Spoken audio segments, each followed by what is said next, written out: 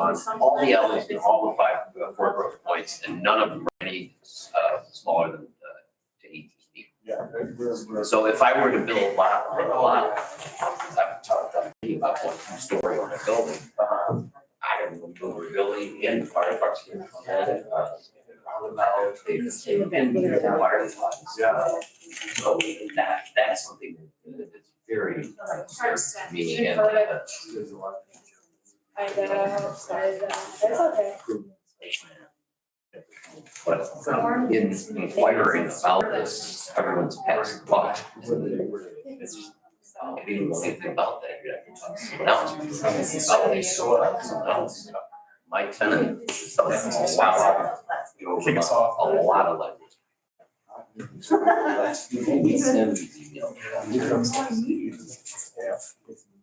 Yeah, and they want to narrow it down to 12 feet. Second of all, I never got a letter from the city. Ready? Yeah. All right.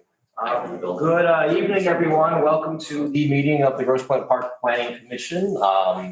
Happy December 7th. I'm Warren Roethle. I'm the Assistant City Manager and Secretary of the Planning Commission. Calling the meeting to order. I can take roll real quick before we move into selecting a chair and vice chair. So Pataki here, Stahecki here, Saros Here. Coletta here, Hodges Here. I got everybody. Okay, we are all here. Also, for those who don't know, this is Miss Brittany Ellis. She is with the Kelly firm, our recently appointed city attorney office. So welcome Brittany this evening as well. And welcome Devin to your first planning commission meeting. At this time, we are without a chair and vice chair. So in order to proceed, best way forward would be to for somebody to not make a nomination with a motion and a second, and perhaps do the chair first and then do a second motion for a vice chair candidate. So at this time, would anybody like to volunteer? You can nominate yourself as well. I think I'll go ahead and nominate Patrick Coletta for chair. Patrick's been on the council, I think, almost as long as, I have one of the longest serving members. Was around for the master plan process, very impressed with his diligence and his demeanor. So hopefully he'll accept the nomination. So that's. You'd like to make that your official motion? Yes. All right. Is there a second? And I'll second. All right. Why don't I call roll? I'll call roll on this Do we need to one. specify the length? Is it 1 year? So the chairs are selected annually. Yeah. Yep. Yes. So I will call roll now with the motion on the table. Hodges, Yes. Saros, Yes. Stahecki, Yes. Pataki, Yes. and Coletta. Yeah, yes. All right. Congratulations. Thank you. I guess I'll take this back. You don't know what you've all done. Well, I would move to select Mike Pataki as vice chair for all the same reasons he nominated me to be chair. It's all equally applicable to him. And I'll second. All right, motion second. I will call roll again. Hodges, Yes. Stahecki, Yes. Saros, Yes. Pataki, Yes. and Coletta. Yes, All right, motion passes. so I'm taking over, huh? Yes. Okay, so our next item of business is the approval of the meeting minutes from October 6th of 2022. Copy of the minutes were provided to all commissioners. The motion to approve the minutes. So moved. Is there a second? I'll second. And we can just do a voice vote. Yes. All in favor, say aye. Aye. All opposed? Hearing none. The minutes are approved. Our next agenda item is public comment on agenda items. Is there anybody here in the gallery who wishes to make a comment on our agenda items? Please raise your hand. I'll also say real quick that we have specifically 2 additional periods of public comments for the public hearings as part of the specific rezoning request. So of course, anybody is welcome in public comments to speak on any topic, but there will be other opportunities on the specific requests should you be here to primarily speak on those. Just wanted to let everybody know that as well. But anybody is free to speak now. Speak on what? The And there is a 3-minute time limit, which I have control over, and it's general comments on items on the commission's agenda to be considered this evening. I mean, I could go on forever, but I was waiting for the council to present to us. Yeah, that's part of the meeting later on. There'll be a Okay. portion where you'll be invited back up after hearing the presentation. Yes, yeah. We have a few other items of business on the agenda that aren't related to the rezoning request, and that's primarily what this time is for. Oh, okay. Well, there was something in this 89-page thing that I just received that I did not receive. I have property surrounding the proposal, but I have sort of reviewed the 89 pages, and I'm questioning, there was a comment someone made about a mishmash of zoning. The zoning code in Grosse Pointe Park got mishmashed a little while ago, but it was always pretty succinct. Sir, excuse me, I'm sorry to interrupt. If you want to address this, you're welcome to come up and we'll start a timer for you and you. Oh, okay. Now, that's fine. Yeah, come on up and state your name and city of residence, please.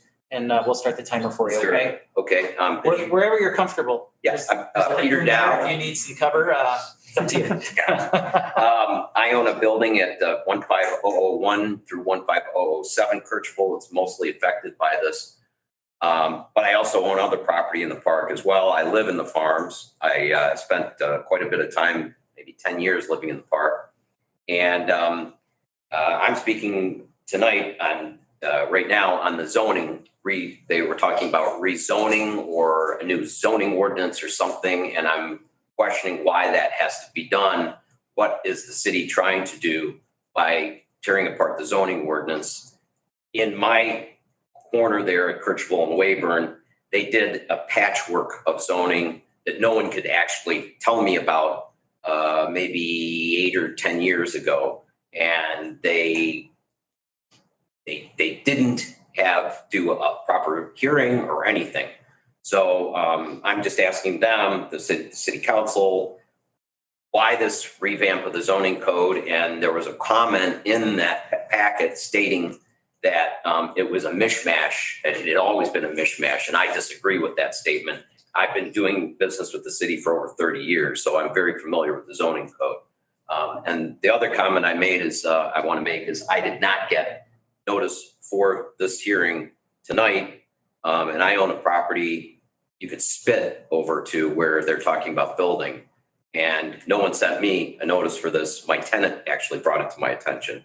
So I don't know who was in charge of sending out notices to property owners that are affected by this, not only zoning change, but proposed development. I did not receive one, and I'm the most affected. I think of my building is the most affected with the narrowing of the alleys to 12 feet from 18 feet. So anyways, that's all I want to say for now. Thank you. Sure. All right, is there anybody else at this time who wishes to make comment? Gentleman in the back, come on up and state your name and city of residence, please.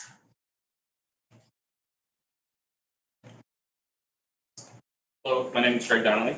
Good evening, I live in Grosse Pointe Park. Good evening, everyone. I'd like to start by observing that it's just a little bit ironic that while we all contend in this room with some major changes to the physical environment in our beloved Cabbage Patch neighborhood, across town at the Unitarian Church, there's an event hosted by the League of Women Voters on the topic of private wealth in public bodies. Included on the flyer for their event are the following questions. What best practices protect both donors and recipients? And when should public bodies say no to private gifts? Frankly, I wish this planning commission meeting and the League's event were on different evenings so that as many of us as possible could take part in both. But I digress. For several months now, residents of the Cabbage Patch neighborhood and others from across our city and neighboring communities have come forward to express our concern, to express our outrage, to beg for the opportunity to be more involved in important decisions about the future of the physical environment in our neighborhood. In fact, most of the commentary that this body, as well as the Grosse Pointe Park City Council, have received from the public has been consistently against adding more surface parking lots to the neighborhood. But residents standing up and sharing their concerns during the allowed 3 minutes for public comment at a planning commission or city council meeting is not the same thing as meaningful processes of public engagement. Our recently completed master plan process is where an accessible public conversation could and should have happened, but it did not happen. At recent planning commission and city council meetings, the administration said publicly that the process could and should have been better. But I see no meaningful difference in what is happening today from those past meetings. We know that what is before you tonight is not a full picture of the plans for our neighborhood. Just look at the agenda for tomorrow's Tifa meeting to see that there are 2 more parking lots being planned south of Kercheval for construction in 2023.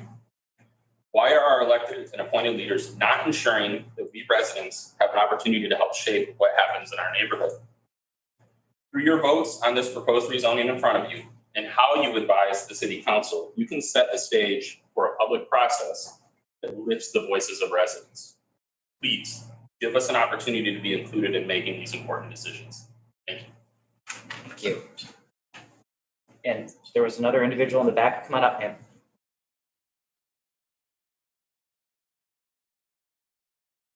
Hi. I'm just wearing a working classroom. You can start it. I don't have too much to say at this point because is there going to be public comment again at the end? Just, okay, that's what it is. So I don't want to be super redundant or anything. And I'm just wearing this because I've noticed that in classrooms and stuff, people are wearing them again. It's the end of the year, so I'm trying to be mindful. I just want to come in and say, oh yeah, hi, I'm Kelly Rossi. You may remember I'm at 1149. You may remember my voice from every time I've called in the past 8 weeks. Mr. Warren, is it Roby? Yes. Yes. I was working really hard because I knew everybody else's last name, but I kept calling him Warren. So I call every week just to see the status on when the properties at the end, which a couple of them are being rezoned now, or being talked about being rezoned now at the end of Weyburn. Like 1155. And then all the way down to the end of Kercheval. So I just kind of want to give a little bit of a picture that we knew that our neighbors were moving and heard that something was going to be happening in those properties mid-July. And I have pictures from July 11th. I have pictures from a lot, but it seems like mid-month I was always taking a picture. And there was just stuff from the property out, like a player piano. It was literally a player piano, and I was like, wow, that's a lot of stuff. And then mid-September, so that's 6 months ago. So still really didn't know what was going on. And I don't think until a couple of months ago when we saw kind of a brief glimpse of this here at the planning commission meeting, which I think is when we first saw it. And then it was at the beginning of November when a public plan seemed to go. So anyway, 6 months ago, kind of knew what was happening, stuff out on the lawn, hearing neighbors talk about it. And then 5 months ago is when the houses were asbestos abatement happened. So the houses have been in the state that they're in right now. And I invite you to just drive down Weyburn. It's really close just to see what they've been in for the past 5 months. And at first they didn't have fences around them, now they do.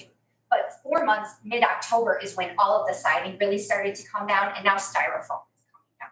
So I just wanted to let everybody know who's involved in it, that the properties that we're talking about potentially rezoning at this point, I call every week just to see when it's gonna happen, just because we're affected a bit by the debris that's going on. So I want to make public comment maybe that's a little bit more relevant to what actually happens in this meeting, but that's all. I just wanted to say that.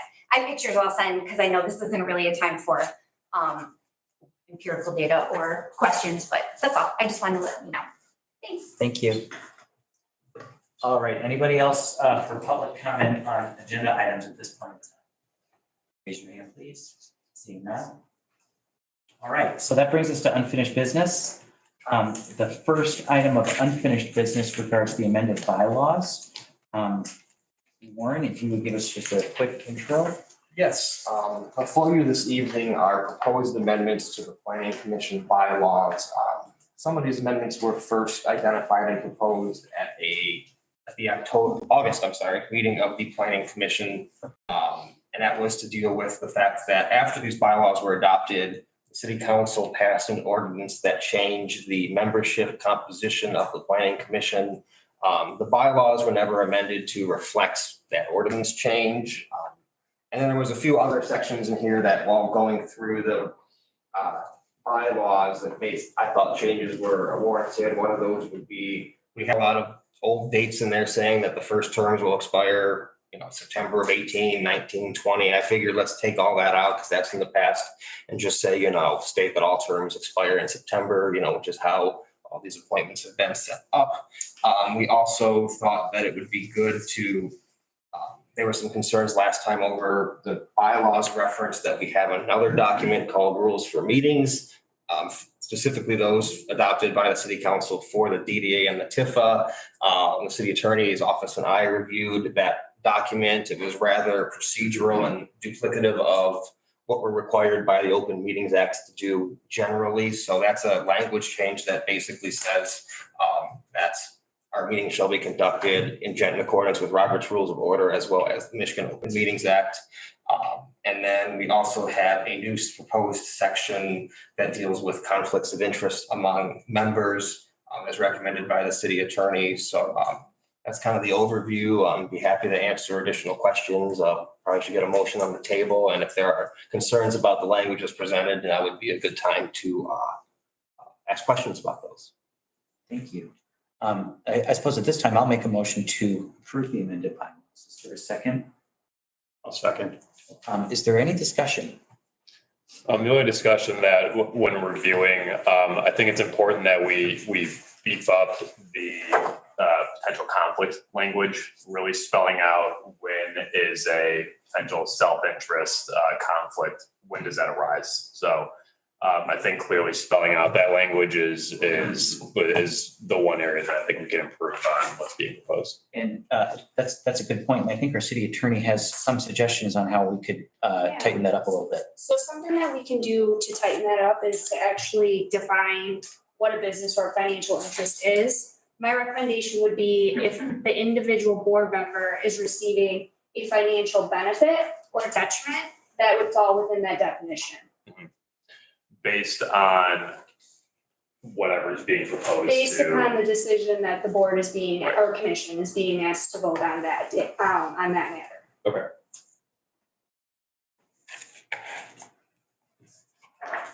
And that's in Six, seven. seven. And so where would that slot in to the language? So I would just add in section A2 that a business or financial interest is defined as one that would confer a direct financial benefit on a member of the commission. What you can do if you want me to directly to add that language is add into your motion that you're asking the city attorney to add an amendment as discussed by the planning commission. So I think that makes a lot of sense. Is there any further discussion on the issue? And before I amend my motion, is there any further discussion on the proposed changes in the bylaws that we should discuss now? Hearing none from anybody. At this point, then I would move to amend. I would amend my motion to approve the bylaws. Including the changes discussed here on the record, and I would ask our city attorney to incorporate those into the final document. Is there a second for that motion? Second. Thank you. And I think we can just do a voice vote. Is that correct? Or should we do roll call vote? Voice vote. So all in favor of approving the amended bylaws, including the changes discussed here, please say aye. Aye. All opposed, say no. Hearing none. The motion passes.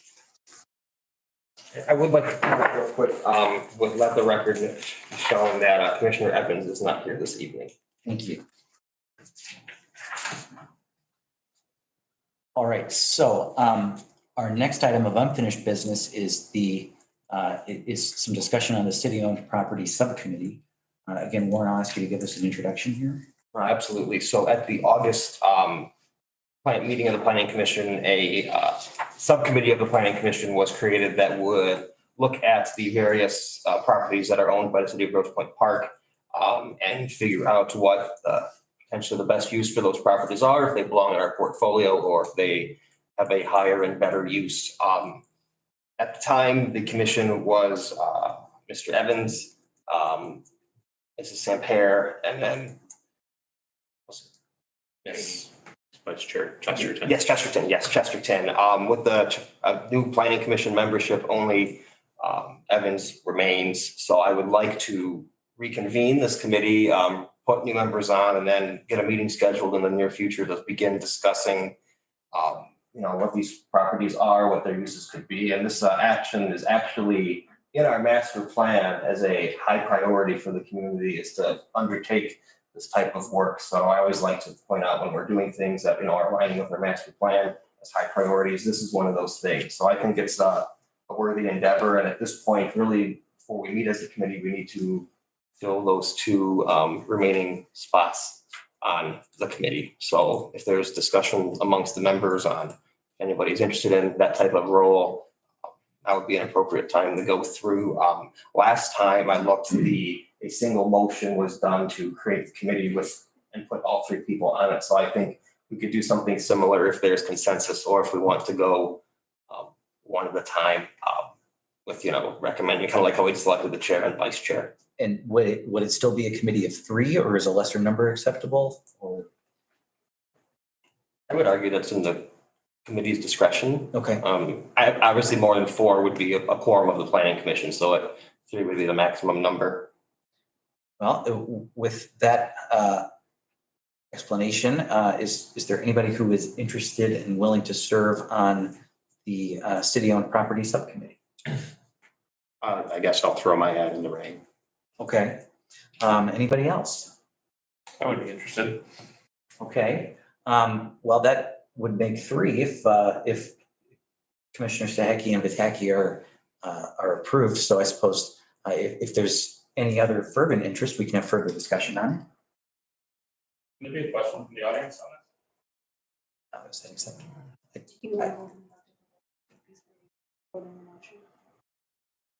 It's your discretion. Oh, okay. You're the chair. Oh, my You'd gosh. like to. I'm not used to such power. But it would be appropriate. So we just open this up for public comment. If that's, it's within the chair's discretion. Okay. They turn the question and answer format. Usually it's a question and answer. Okay. Usually it's the 3 minute, Okay. give everyone who wants to speak the option. Okay. All right. Given the fact that there's interest from the gallery in addressing this issue, we're not going to be able to do a question and answer format, it doesn't sound like, but we can open this particular agenda item up for public comment. If there's anybody who wishes to make comment on this item, and you can raise your hand and then come forward. Come on forward, sir. Thank you, Greg Donnelly again. So I have a question, I guess, for the planning commission, in that is a subcommittee like this acceptable to and a good opportunity for resident engagement? So can you appoint people to this subcommittee that are not just planning commission members? And if so, I think that would be a good idea to, increase participation from the community that you're serving. Thank you.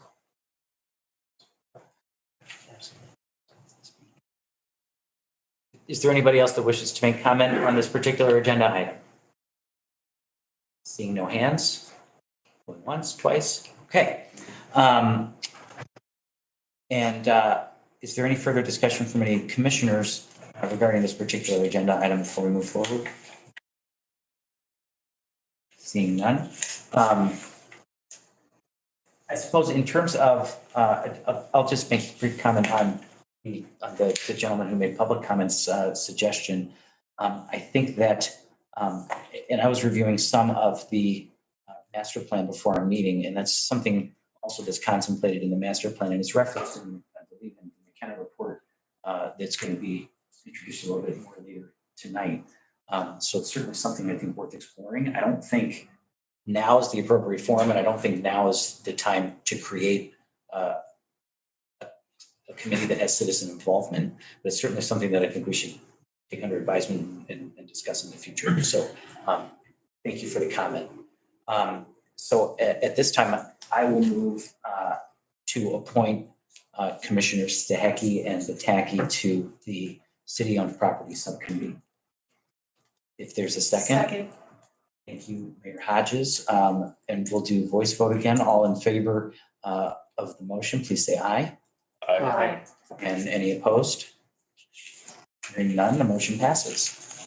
welcome to the city-owned property subcommittee, gentlemen. And Chairman Coletta, could I just suggest too that city staff begin preparing that inventory now? So that we have that list and the committee can start out running. And That's a great then idea. also some kind of timeline, just to keep it action oriented. You know, we expect a report back from the committee at the next meeting, or again, just to keep it very Yeah, I- oriented. As a work plan, I'm intending to, if we can get the schedules to align, I'd like to meet before the upcoming holidays for an initial meeting to have an inventory. I certainly will be, notifying through our channels that this committee is meeting. I know there is interest in the public. I think that is right and proper. And I am more than willing to, conduct kind of like our ordinance committee meetings we put those on our calendar. They're open to the public. Nobody ever wants to talk about garbage ordinances, but I think that this particular one will have some more interest, and I'd be, I'm excited to work with the committee as well as the greater community. But yeah, that's a goal of mine, to get an initial meeting set before the holiday season. Great, thank you. All right. Thanks, Mayor Hodges. So moving on then to new business. Our first item of new business is approval of the 2023 proposed meeting schedule. And that's in the packet provided to the commission, as well as having been posted online. And there are 6 proposed meeting dates in 2023. And I'm supposed to kick this off. I would seek a motion to adopt the 2023 meeting schedule. So moved. Is there a second? We'll give, we'll call it a nose to Commissioner Stackey after video review. And I'll open discussion on this one. On Wednesday, January 11th, I am going to be out of town on vacation, so I would request that the January 11th meeting be moved to another date so that I can be present. I'm also out of town the following Wednesday, which would be the 18th, I believe. So those 2 dates would be unavailable for me, but I'm generally flexible on the other ones. I don't know if would we pick an alternate date now, or would we? I would recommend doing so, if the commission can agree on, is willing to entertain your reschedule request, and they can find it. So my suggestion would be to reschedule that particular meeting from the proposed date of January 11th, 23, February 1st of 2020. 21st, February 1st. or February 1st. I'm just making sure I can do it.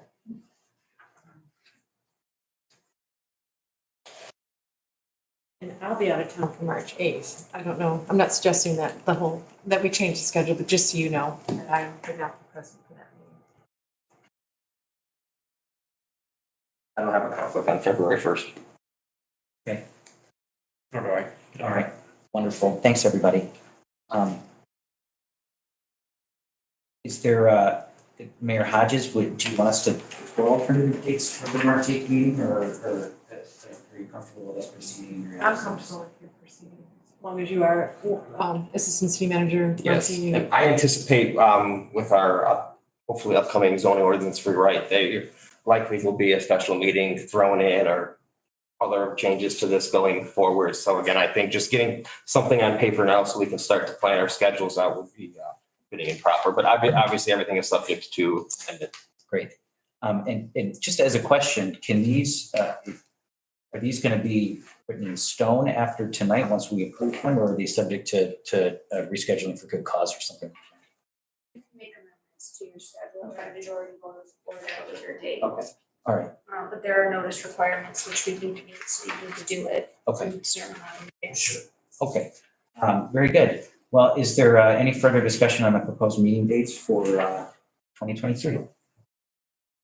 Seeing no further discussion, I'll make a motion then, I suppose, to approve, to adopt the 2023 meeting schedule with the amendments stated here on the record in this meeting, rescheduling the January 11th meeting to February 1st, 2023. Is there a second for that motion?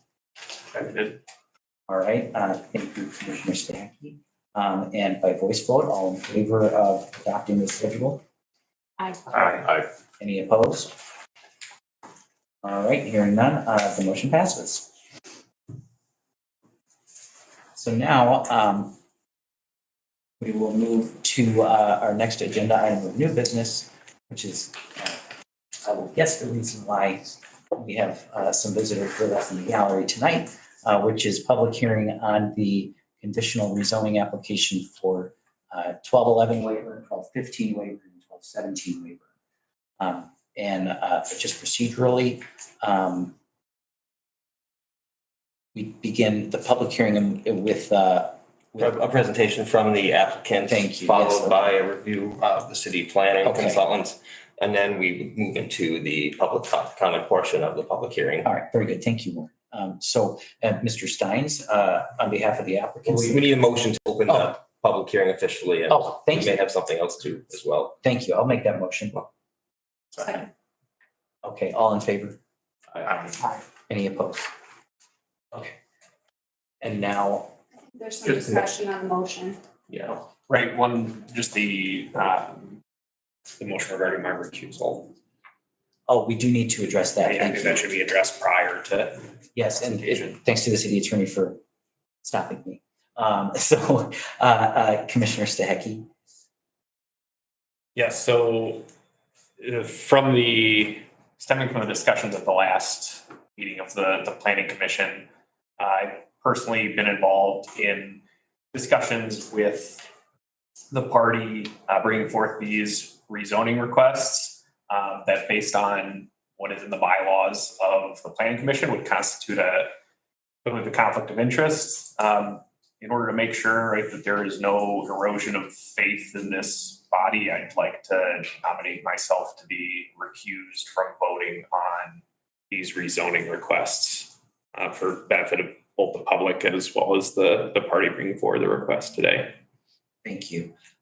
Is there any discussion on, So someone other than the person asking to recuse should make the motion. we have to make the motion before we do discussion, okay. I'll make the motion to accept the recusal of Commissioner Stahecki based on his disclosed conflict of interest and would therefore disqualify him from voting on this new business agenda item number 2. Is there a second for that motion? I'll second. Is there any further discussion regarding the motion? I just say that this type of this type of process is outlined in the Michigan Planning Enabling Act. So that's why we're doing this motion. This way it's prescribed by state law. Excellent. Thank you. All right, all in favor? Aye. Any opposed? All right, so Commissioner Stahecki is disqualified from voting on public hearing item number 2. And there was a previous motion, I got ahead of myself a little bit. There was a previous motion to open the public hearing regarding this agenda item, and there was a second, and we did, I think, the yes voice vote. Everybody knows? All right, hearing none, we'll begin the public hearing on this conditional rezoning request for the addresses that I previously mentioned. And now, Mr. Steins, I think it's time to hand it over to you. Thank you. Good evening, commissioners. Good to see you guys again. Ladies. I'm Mike Steins. This is Bill Thomas, and we're here on behalf of the applicants. There's actually 2 applications for conditional rezoning on 5 different street addresses.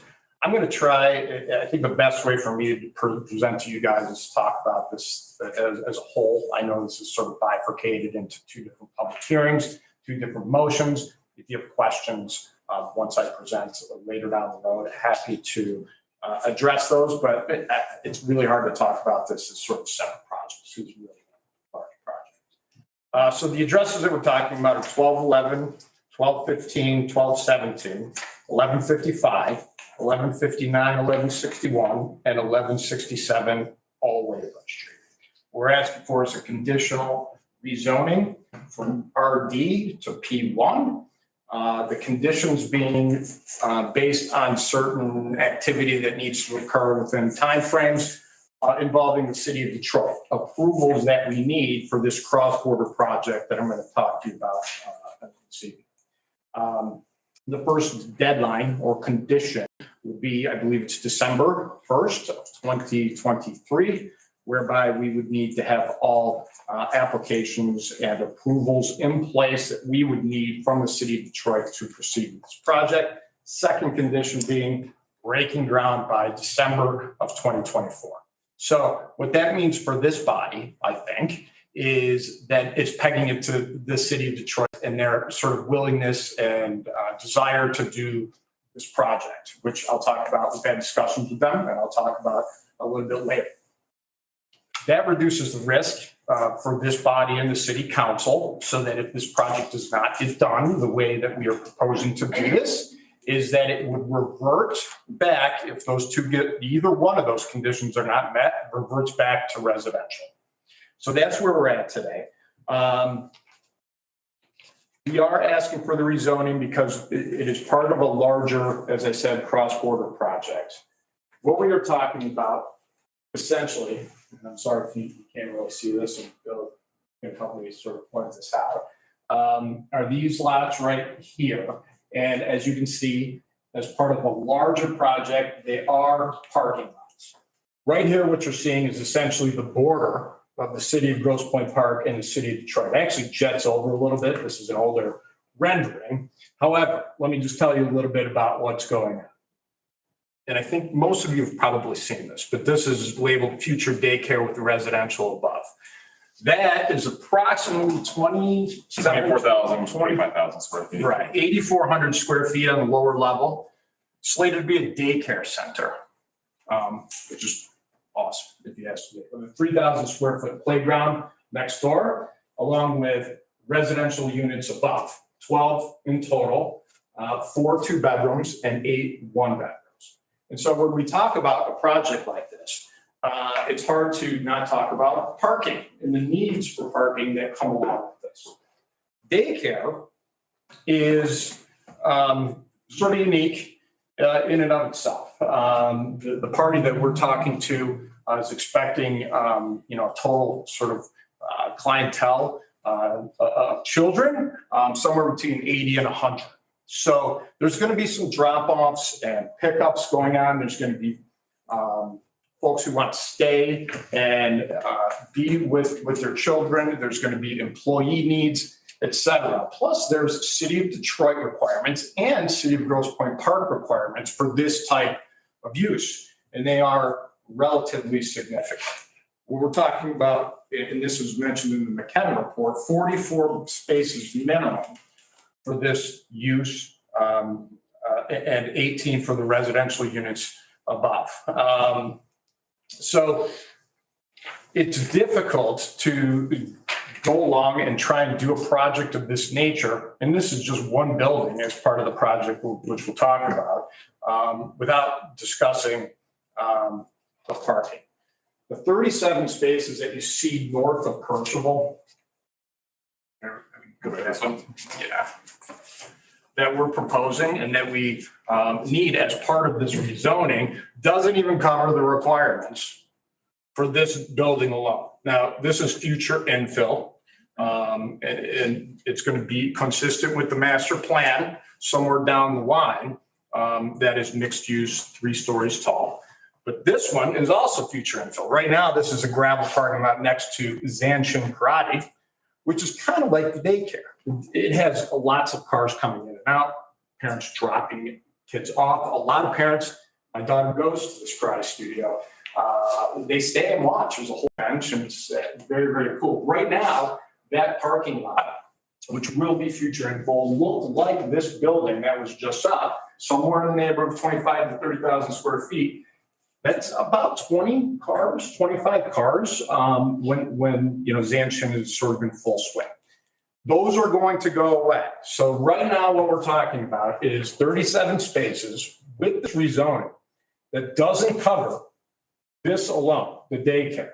And we're going to have to use some of this down here to the south, which is, so the other 3 Wayburn houses down here are going to have to help, help with the parking needs of the daycare only. This, as I said, is going to be a similar use as the daycare building, right? It's going to be mixed use with residential on top. And so there's additional need that is going to be required to get this done as well. But even if this never happens, we need it to meet the requirements of the daycare with the residential above. We've talked to the city of Detroit on 4 different occasions, I think, now, various departments, as recently as yesterday. And they're looking at this and they're saying, you need more parking. And they're not a big fan of parking lots. I don't think anyone really is, right? But they are saying there's no way, there's no off-street parking here. In order to do this, you need more parking up here, or you're gonna have to figure it out somewhere else. And so what we're doing is working with the city of Detroit to allow the sort of the overflow from this parking lot as well. So where we're at on this thing is that if we're going to do this development, you cannot, for a number of reasons, ignore the spaces, right? The master plan says we're going to build these types of buildings, right? These are the uses that we want as the city of Grosse Pointe Park. We have the city of Detroit telling us that you're going to need more parking if we're going to allow you to do this. Which, by the way, most of this is already in the city of Detroit as proposed.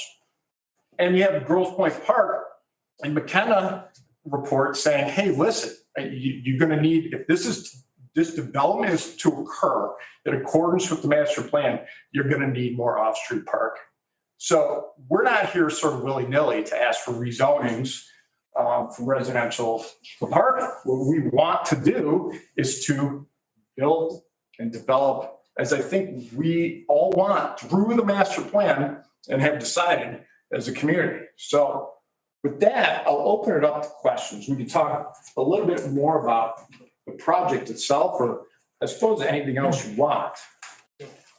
But again, it is conditional based on all the approvals we need from the city of Detroit. And if it doesn't happen, then it reverts back to residential. Bill, do you have anything to add? No, but I'm here to answer questions. There will be a more appropriate time for questions, I think, in just a moment. Let's hear from Mr. Jackson first. Sure. And then we'll move on to audience members. Thank you.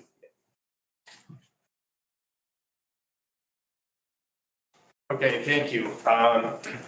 So the city hasn't reviewed a lot of rezonings recently, and so this is kind of new territory. And now tonight, you're going to be reviewing probably the first conditional rezoning that the city has ever considered. So I thought it would be good just to touch base a little bit and tell you guys what exactly conditional rezoning is.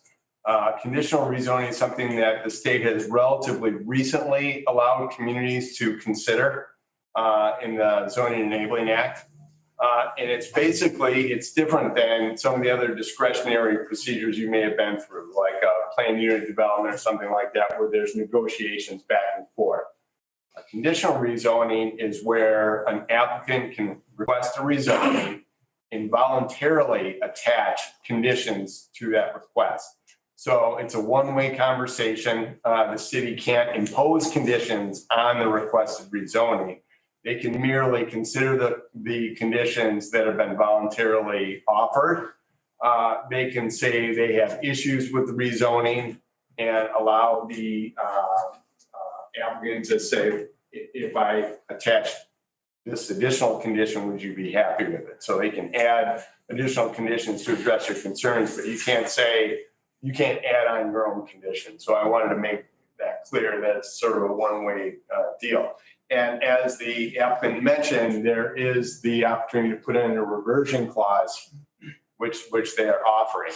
So with that, I'm actually going to turn it over to Michael Betcher, who's a senior planner at our firm, and he's going to go through the first one. And the 2 reviews are pretty similar, so there probably won't be a lot of new stuff on the second one. All right. Good evening. Thank you. I'm Michael Betcher. I've been with Anna for a couple months now. It's been fun. It's been interesting. And then learning new stuff. And I haven't done a conditional rezoning myself, so it's great. So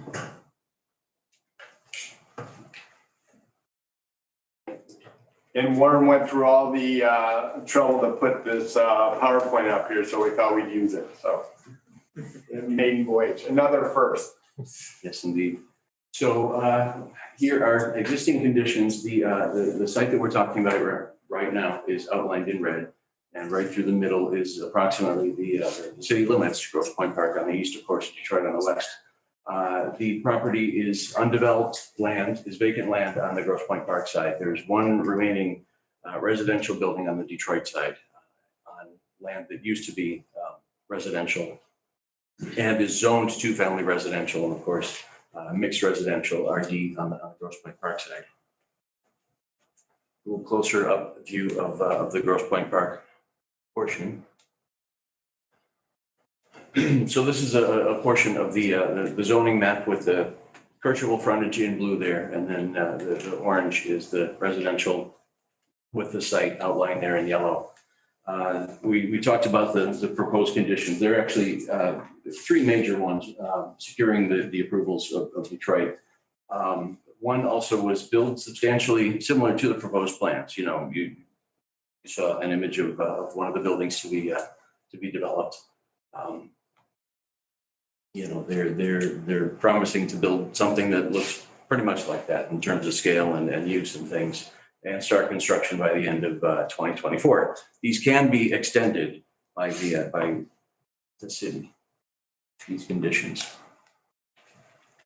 So the parking lot itself will have these site plans are subject to change as well, but a brick screen wall and landscape screening against the adjacent residences as well. And will feature some fun new things, EV charging stations and permeable pavers that will help with stormwater runoff. Centralized dumpster enclosures you can sort of see in the lower right-hand corner against the commercial building, not farther away from the residences.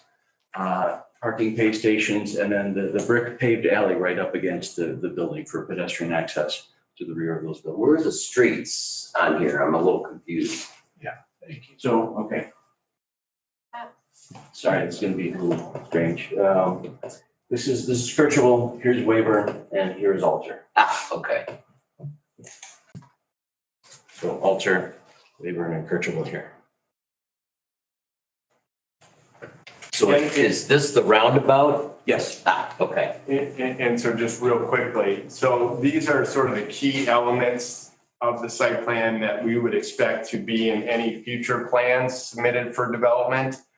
But the circulation, the configuration, and the layout may be tweaked a little bit. As I mentioned, they're in conversations with the city of Detroit, who has taken some justifiable exception to having as many curb cuts as they have here. So the conditions that they propose gives us the flexibility to explore better, more efficient layouts, but still assure the city that we're going to get this kind of quality of parking facility with the EV charging station and all these aspects to it.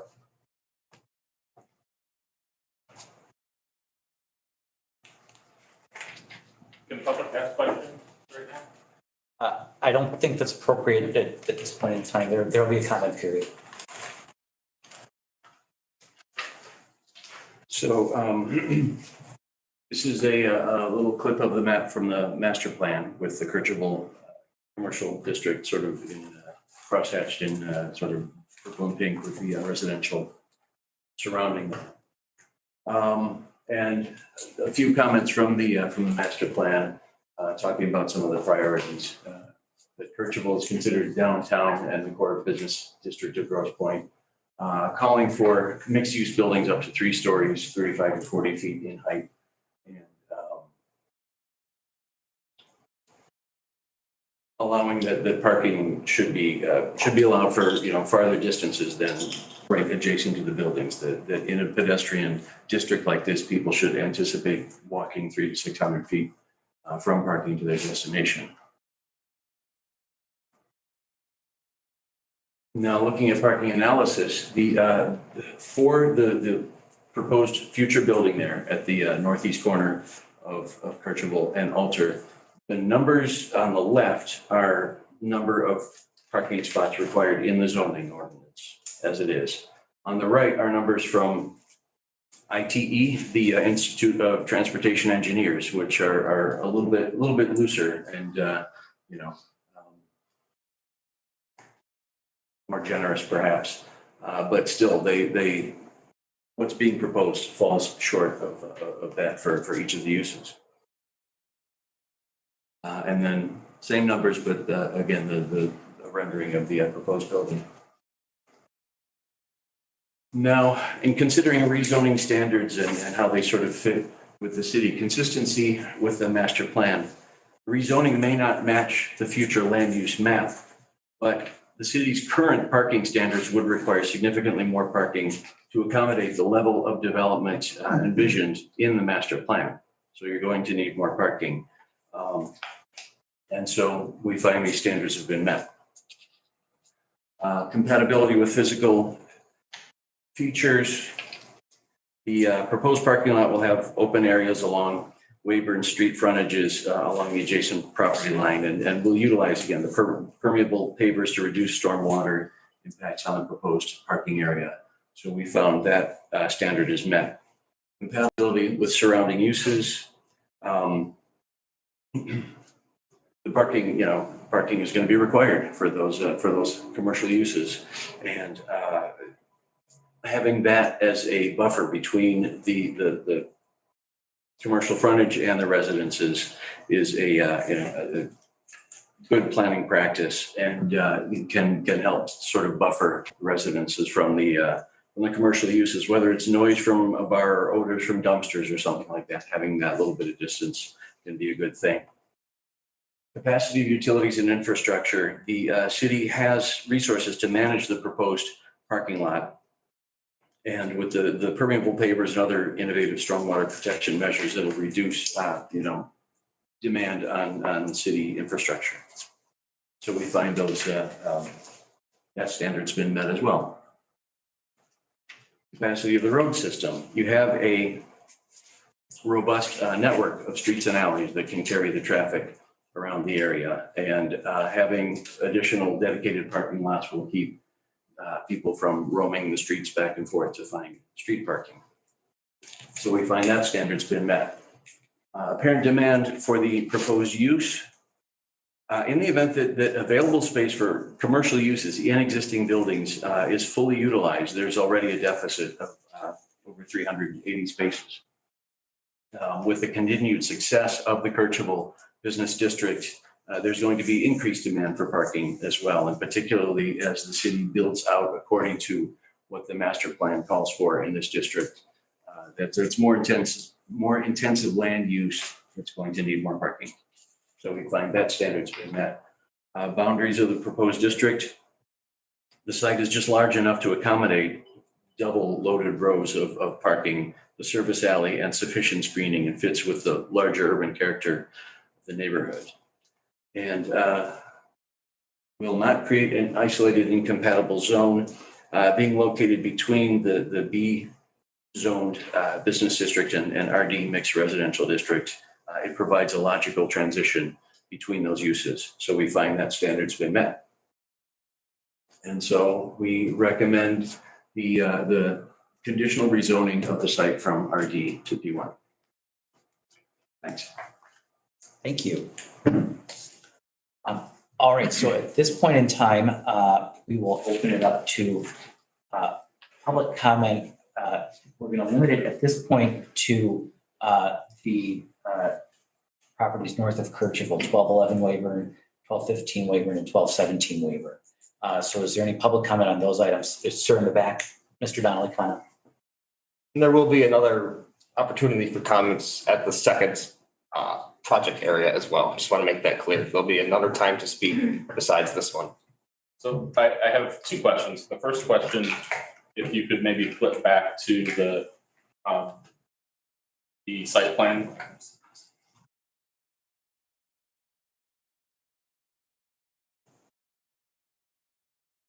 I think I can. Here we go. I got it here. This right here? Yeah, that's good. Yeah. So just below where it says lot 1, 37 spaces, there's a grassy lot that has a screen wall on either side of it. And I'll just comment that as someone deals a lot with projects that are developed all over the metro area. It's sort of a weird layout. And I'm guessing that's part of why. What's going on with that piece of land right there? Why is that not part of the parking lot?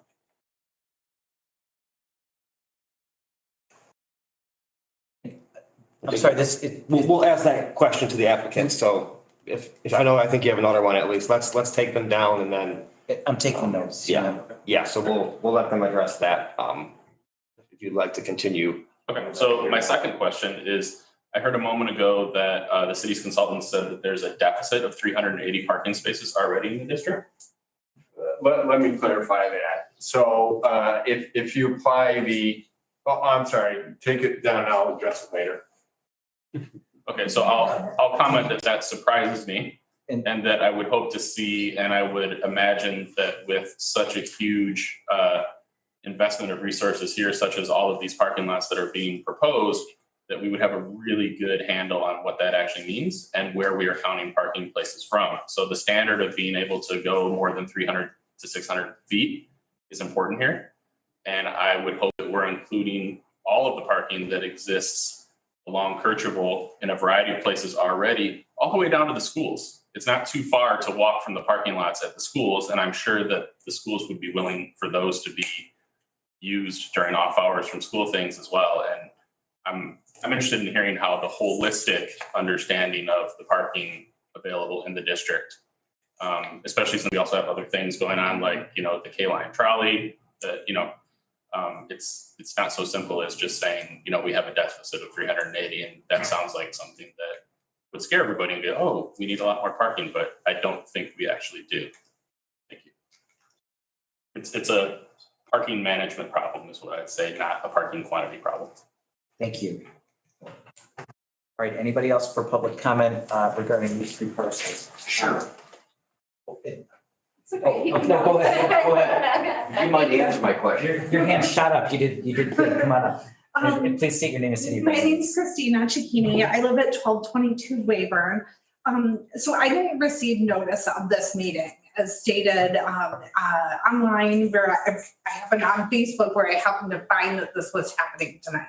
This is the second time that this has happened. Happened the last time when they were trying to do rezoning next door to us, and now across the street from me. So where are they putting the dumpsters for this area? Because that, in another picture that I saw, the dumpsters were going to be closest to Wayburn.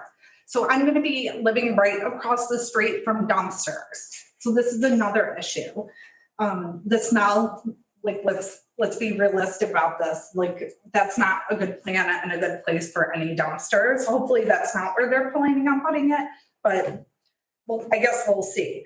So who owns the sheds? Is somebody able to answer that question for me? The area where the sheds are and where they're proposing to put another building? I The was. city owns the sheds. I'll say that. So the area where the sheds are, right? So, and they're planning on, is the city teaming up with them to build a structure there now? Or is the city selling them that property? I'll answer that at the conclusion of public comment. Okay, and then who is, so another thing as far as like a daycare goes, which I think is personally is a ridiculous idea for a business to go right there. I wouldn't want to send my kid to a daycare in Detroit due to how responsive police are in that city. I've lived in Detroit. I know how it takes hours to get a police to respond. If a kid was in distress for any reason, you're going to be putting strain on a police department from Grosse Pointe Park if they have to respond. Hopefully, Detroit would be more willing to respond to something like that. But I mean, you do have to think about all the other departments that this would be affecting.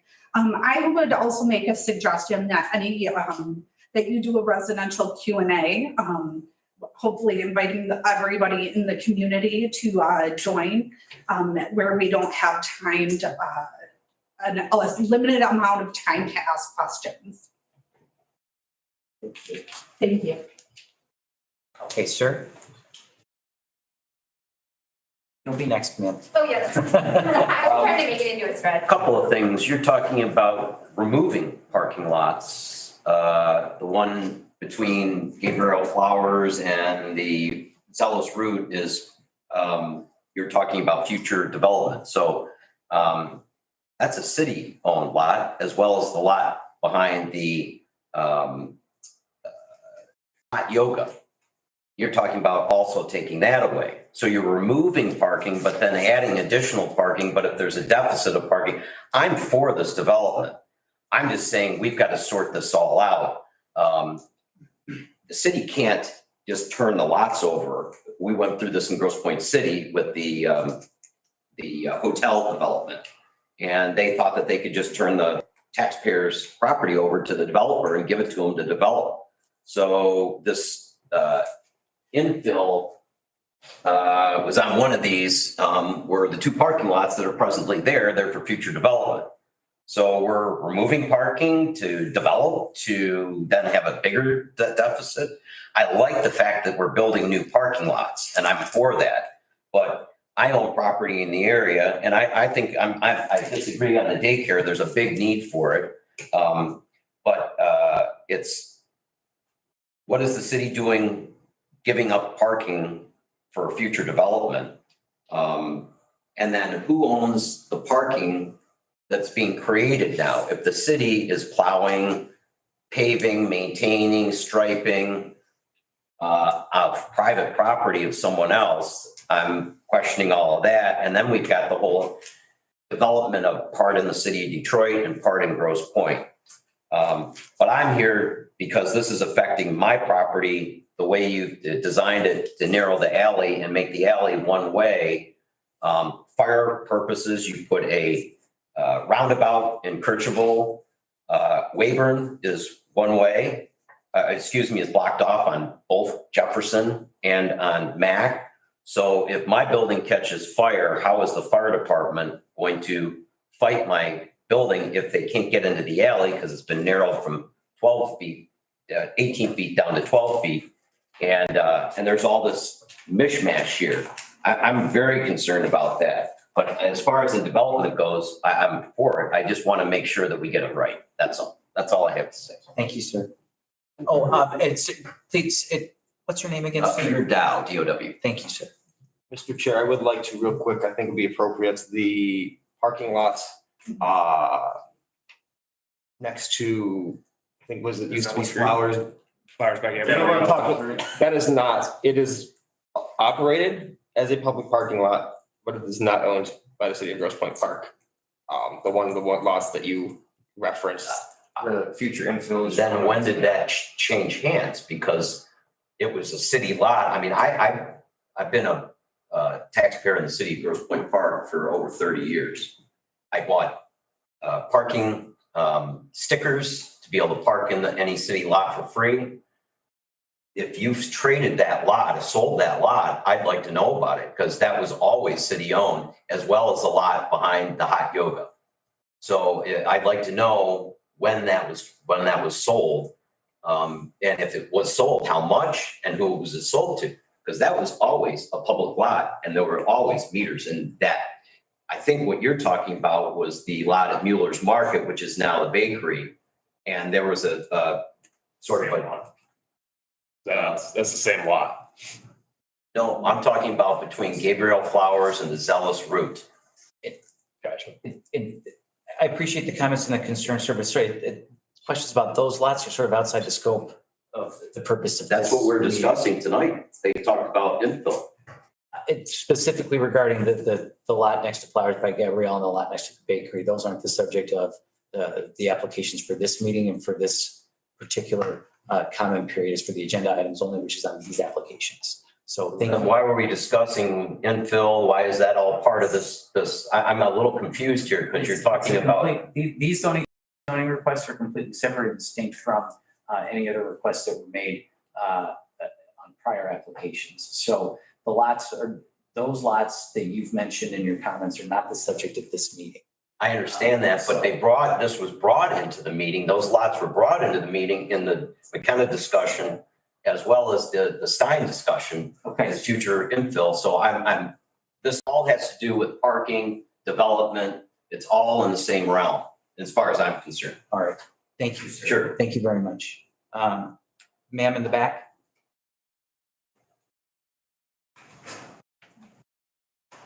Hi, I'm Kelly Rossi, 1149 Wayburn. So my question is there a timeline on future infill at this point, and will it be used for parking in the interim? Like, are there any lots, such as the lot that's next to the karate place, or the, where the sheds are now, or any place that's in the interim before all of these things are going to happen that's going to be used for parking? And I guess the reason why I ask is because there's another paved lot right now, I feel like, that the city owns on Werner and Alter, that the Pitters property is on, and I just wanted, are there other places that are going to have like parking in the interim before all of these things happen?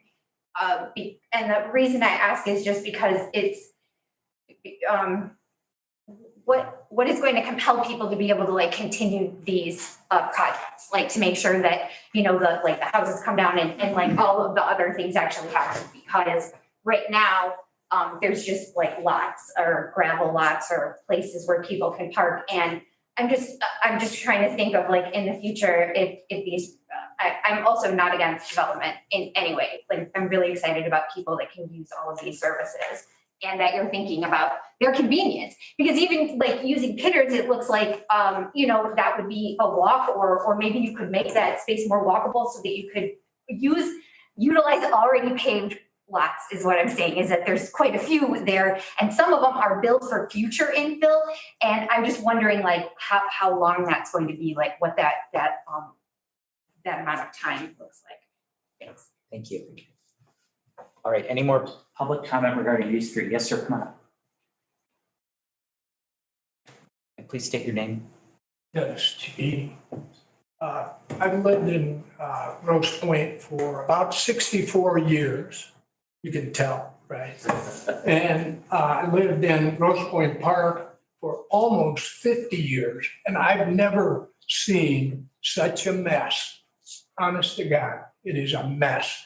And I think it comes from lack of people who have a good plan, or they're being puppets for something else that's going on.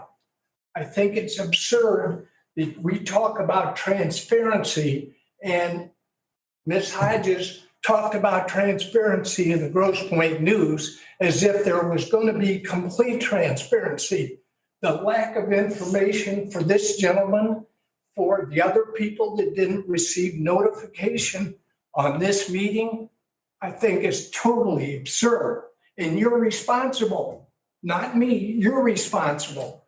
I think it's also wrong that you talk about that and then you just pass up the questions so that you can move on and stomp through these people.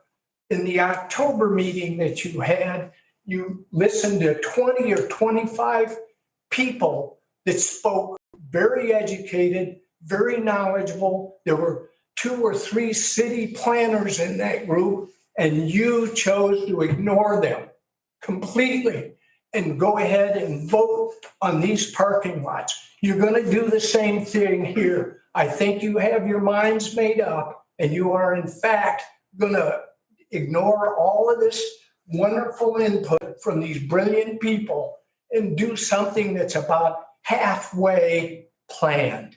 You haven't got a good plan. You have not been transparent about it. This information is all new. The 2 gentlemen stood in front of the photograph so that the audience who really needs to see this could see it. What are you doing here? Think about it. And you sit up here in your kingdom round table, get down here on this level and put your chairs down here. Try that. The Japanese would not let you get away with separating yourselves from the working people. Think about it. That's all I have to say, and I got 25 seconds to go. Thank you, I sir. do have one more thing to say. I find it wrong that you have 2 people on this committee who should not be on here because of their influence by the Cotton family, and that's Ms. Hodges, because for a connection with some philanthropic thing, and a realtor who does most of their bidding. So I think that's wrong. So that's my personal opinion. Thank you. You bet. Any further comment, ma'am? My name is Beltiso. I'm at 1221 Maryland. Unless I'm understanding incorrectly, we were listed on, 1221 Maryland was listed on one of the houses or one of the residents that was supposed to be notified about the rezoning. And I also just wanted to let you all know that we also didn't get any notification of that. So I would just hope that you guys take that into consideration in the future. For it sounds like a lot of people did not get notified of this. So hopefully that can be remedied in the future. That's it. Thank you. Any further public comment on this agenda item? Seeing no more hands? All right. So now I suppose at this point, we can move to discussion by the commissioners. And the way I'd like to do it is just go down the line and if we'll start with Mr. Steins and his colleague. And if there are any questions or discussion they have on the part of the commissioners, now I think is the time for it. And we'll start with Commissioner Saros since he's on the end, and then we'll just work our way down. Thank you. One thing just to mention that this is not a site plan approval. This is just the zone. So I just want to make that clear that this is just zoning. What's up here is subject to change. But my one question is what's brought up from public comment. We have some green space between the parking. I think that might be owned by somebody else. Is that the reason why that space is there? Yeah, that's correct. Here? Yes. That's correct. And we're making efforts around that property, meaning, we're trying to do outreach to find out who owns it and such and communicate with them. So as you mentioned, this isn't a site plan approval request. That could change. Brought it up. Maybe from kind of the flows could change and it could, alter how this whole thing ends up being. And it still does not, even if we were to put spaces there, and I'm going to let Bill talk to this a little bit more, it would not alleviate or solve our problem as it relates to the necessary parking for these developments. The short answer is we don't know. All right, thank you. And so what I'm hearing is that for when a site plan is approved, there's going to need to be additional variances even based on this proposed parking. Correct. Even this site plan does not fit the required parking for daycare and for the apartments upstairs. Correct. In the city of Detroit. Correct. In the city? Yes. Okay, thank you. I think that's all I have. I'm sorry, Commissioner Saros, I was trying to do double duty here. Is it that, those are your questions? Those are my questions. Okay, thank you. Commissioner Vitaki. Can Devin ask questions but just not vote, or? He may ask questions. Okay, Commissioner Stacky, if you have any. Great, no. So I think there was a question asked, is there a timeline on, most of my questions are honestly, there's some good points brought up here on in the public comment section, but is there a timeline on some of those infills, infill projects? I think there's mentioned, right, as part of the zoning, there is a timeline specified around, when construction is to begin. Maybe that answers some of the questions from the public comment section. Yeah. And no one likes your boards, Bill, so. Yep, that's fine, that's fine. The conditions that we're offering relate to the daycare with the residences above. So as it relates to the city of Detroit and their approvals, and it relates to the parking lot as well. So those deadlines are at end of December 2023 to receive all the approvals that we need. And these are kind of outside dates, right? I mean, we're working hard to get that done quicker, and we're having pretty regular meetings with the city of Detroit. But the outside date is December 31st, 2023 to receive all the approvals, including site plan, and then shovels in the ground by December 31st, 2024. But the plan is to get going on the daycare well ahead of those dates. And then there was mention of narrowing of an alleyway, which I guess I wasn't clear immediately looking at right, that was this gentleman here brought up that concern. Which alleyway in the two site plans was impacted by that proposed change? If I may? Sure, yes. So it's actually the one that was in the lot for the previous approvals that he's referring to. His building currently is this building here. He's referring to this alley here. It's reduced in dimension to increase the green belt between the parking lot and the alley. And the goal was to push the garbage trucks and most of the other main traffic through the parking lot and not through the alley itself, alleviating the traffic there for the businesses themselves. Okay. That's the reason why, and the dimension is down to 12 feet. Okay, understood. Yeah, I wasn't sure if it was one of the alleys that run north-south, right? No. Okay, got it. Yep. And then, one other question for the McKenna team. So I see the parking analysis here, and this is just mostly for my own edification, but you have, I think, listed on the left, right? Those are the numbers per hour parking requirements.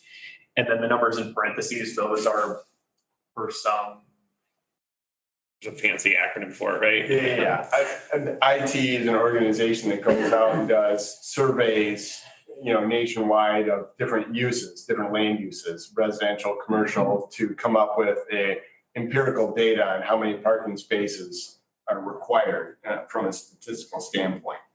And so that's what's in parentheses. And I guess comparatively speaking, and I know McKenna does want to work with a number of municipalities right throughout southeastern Michigan, is just in ask your opinion. I mean, our parking requirements, I noticed that they're higher, right, than the ITE. Than the ITE. Is that, I guess, what we would these, in our area, is that normal? Is that par for the course? Are we a little bit on the, is there any sort of, or does it vary completely dependent upon? So your master plan does a good job of laying out the issues that you need to address. You need to come up with a parking management plan, okay? And with a proper parking management plan, you can significantly reduce the number of parking spots that are going to be required in your zoning ordinance, right? But your ordinance isn't aligned with your master plan policies yet, okay? Now, having said that, you can implement all of the best parking management strategies known to mankind, and you won't reduce the amount of parking that's going to be required for these uses to zero. Right. You're going to require some amount of parking that you don't have. So there has to be additional parking provided. Yeah, no, understood. I was just for a ballpark. I know that was something that was discussed a lot in previous meetings, right? That there were some, suggestions made right through the master plan process that maybe some opportunities to optimize that we probably have to. And so the best case scenario is, we incorporate those management practices for the parking, and we get it down to the point where this nice infill development that we're talking about, a street frontage and full utilization here, can be serviced by an adjacent parking lot with only 37 off-street spaces. That's kind of right. That's the game plan. And then one other thing, real quick, while I'm up here, the large deficit that was mentioned during our presentation is based on if the ground levels of all the sites along Kercheval are fully developed for commercial development. Okay, right now it's not there. Right now you're at a deficit of maybe like 9 spaces from your ordinance standpoint. So that large deficit would be as if all the ground floor space was fully developed and utilized. But no upper story development, just the ground floor. So how many blocks did you do for that? 5. Okay. 5, the whole area. Someone mentioned you need to look at it from a broad perspective, and we started to do that. So we looked at the whole parking supply as outlined in your parking survey that was done recently, and then applied your parking standard to the uses. Does that include the school system slots? You can answer, one of us will ask anyway. So utilizing the school parking lot or church parking lots or other kind of uses that might have offset peak hours available is a great way to start to get the demand down to the 37 lot aspect. Not to the 0 aspect, but down to the manageable level. So what you talked about with the deficit doesn't yet include that though? Is that correct? Correct. Okay. And again, because your zoning ordinance doesn't allow that right now. So, you know, if I come in and I want to build that future infill site right now, you're going to make me meet your zoning ordinance requirements and provide extra parking. Or I'm not going to build the infill project. That's kind of what your master plan is saying. You know, we want new infill, we want well-managed parking, we want residential areas maintained, we want all of that. Not either or, we want it all. So, you know, there's a lot of balls in the air.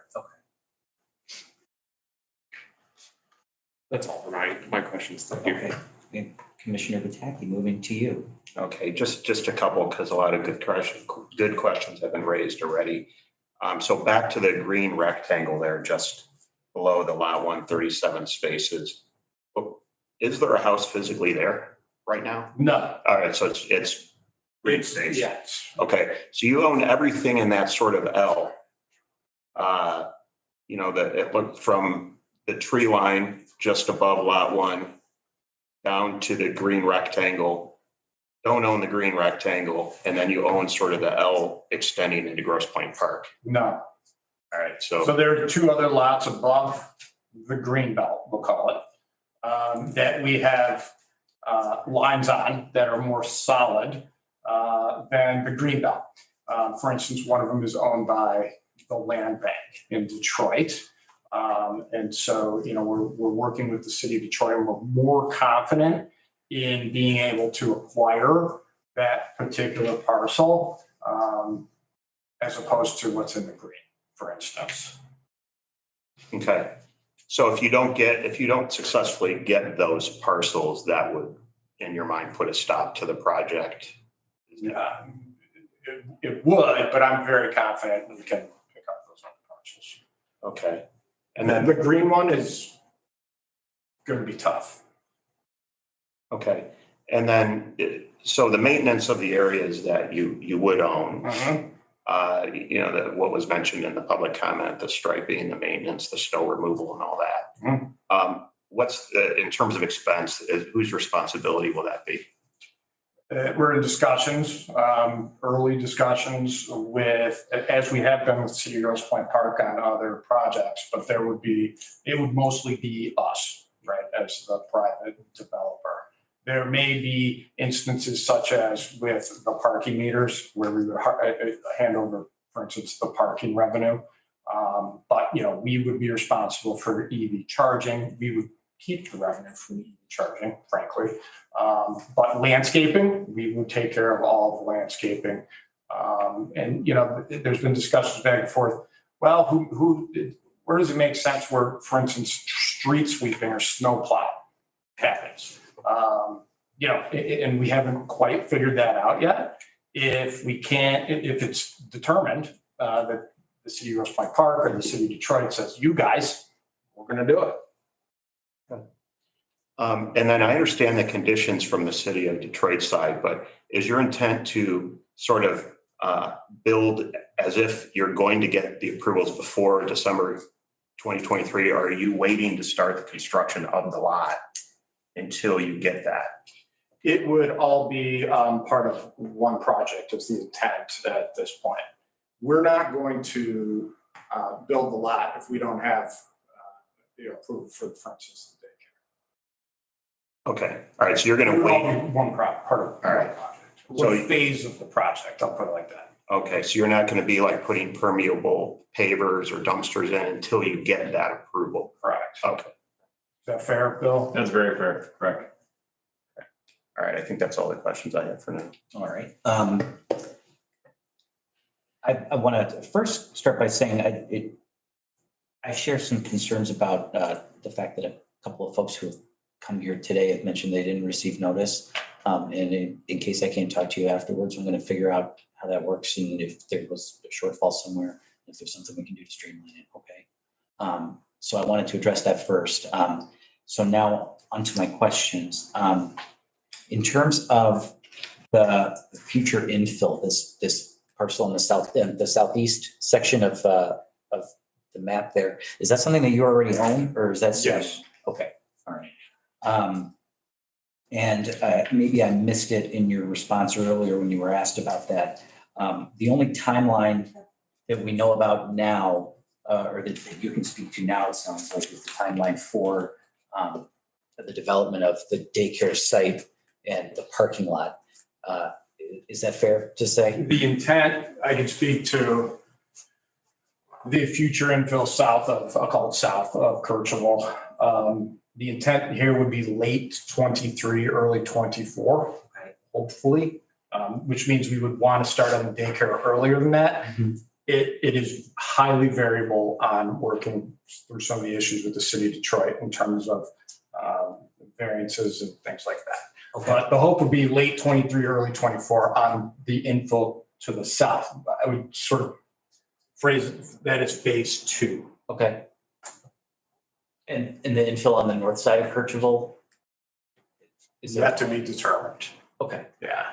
I can't give you sort of even a range on that one now. So can we refer to this? I can't see what you're pointing at over there. There is future infill below here to the south of Kirchhoff. Oh, yeah. Sorry if I'm away, right? Uh-huh.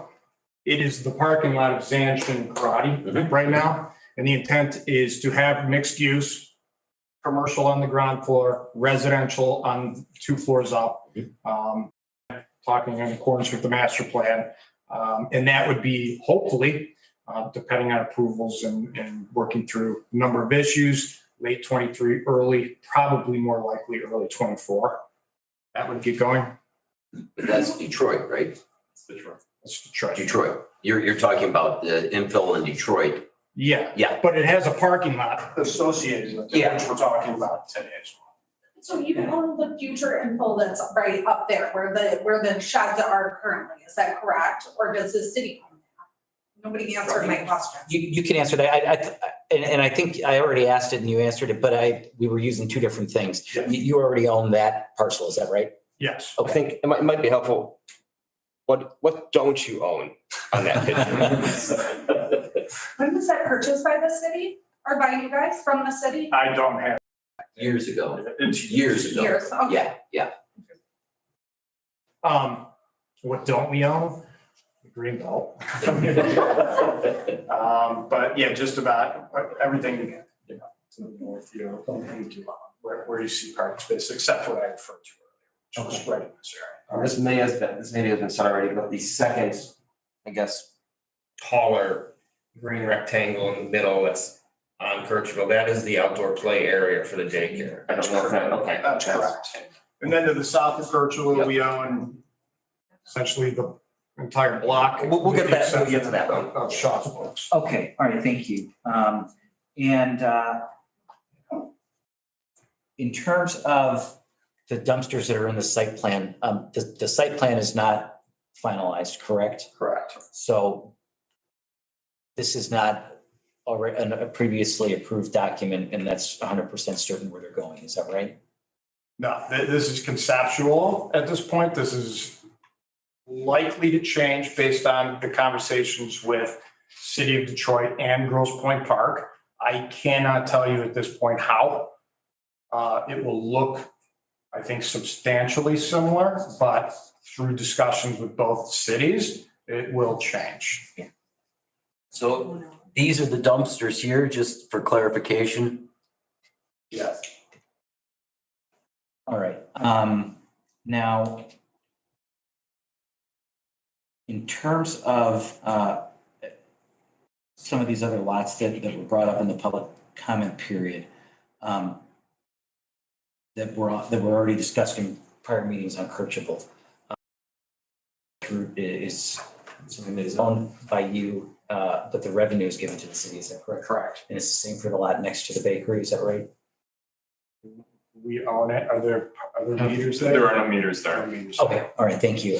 And I think that this is not really the subject of this meeting, but the plan, as I understood it from prior discussions, was that those will be built out into commercial buildings. And that was part of the reason for the request for rezoning that you've already submitted at the prior commission meetings, is that right? Or mixed use, right, Okay. in the future. The highest and best use for those are mixed use in accordance with the plan, makes everything more walkable, less curb cuts for all of those reasons. All right.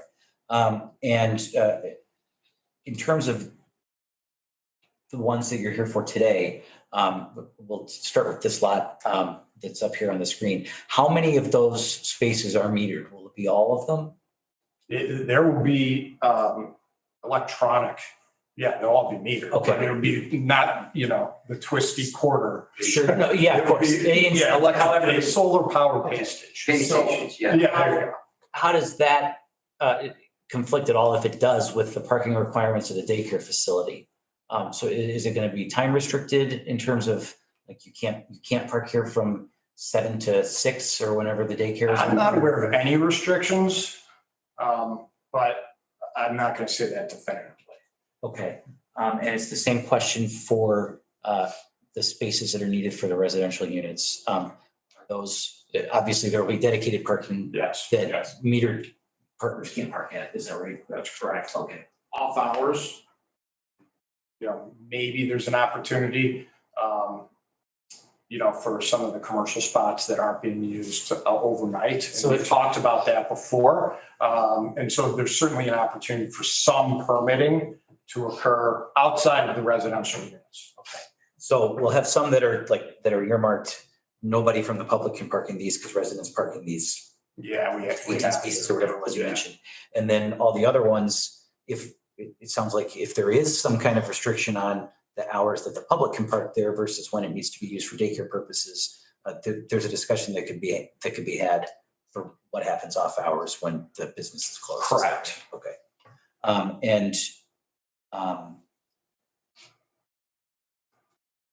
I have the same questions for the other proposed lot. Should I ask that now or should I wait?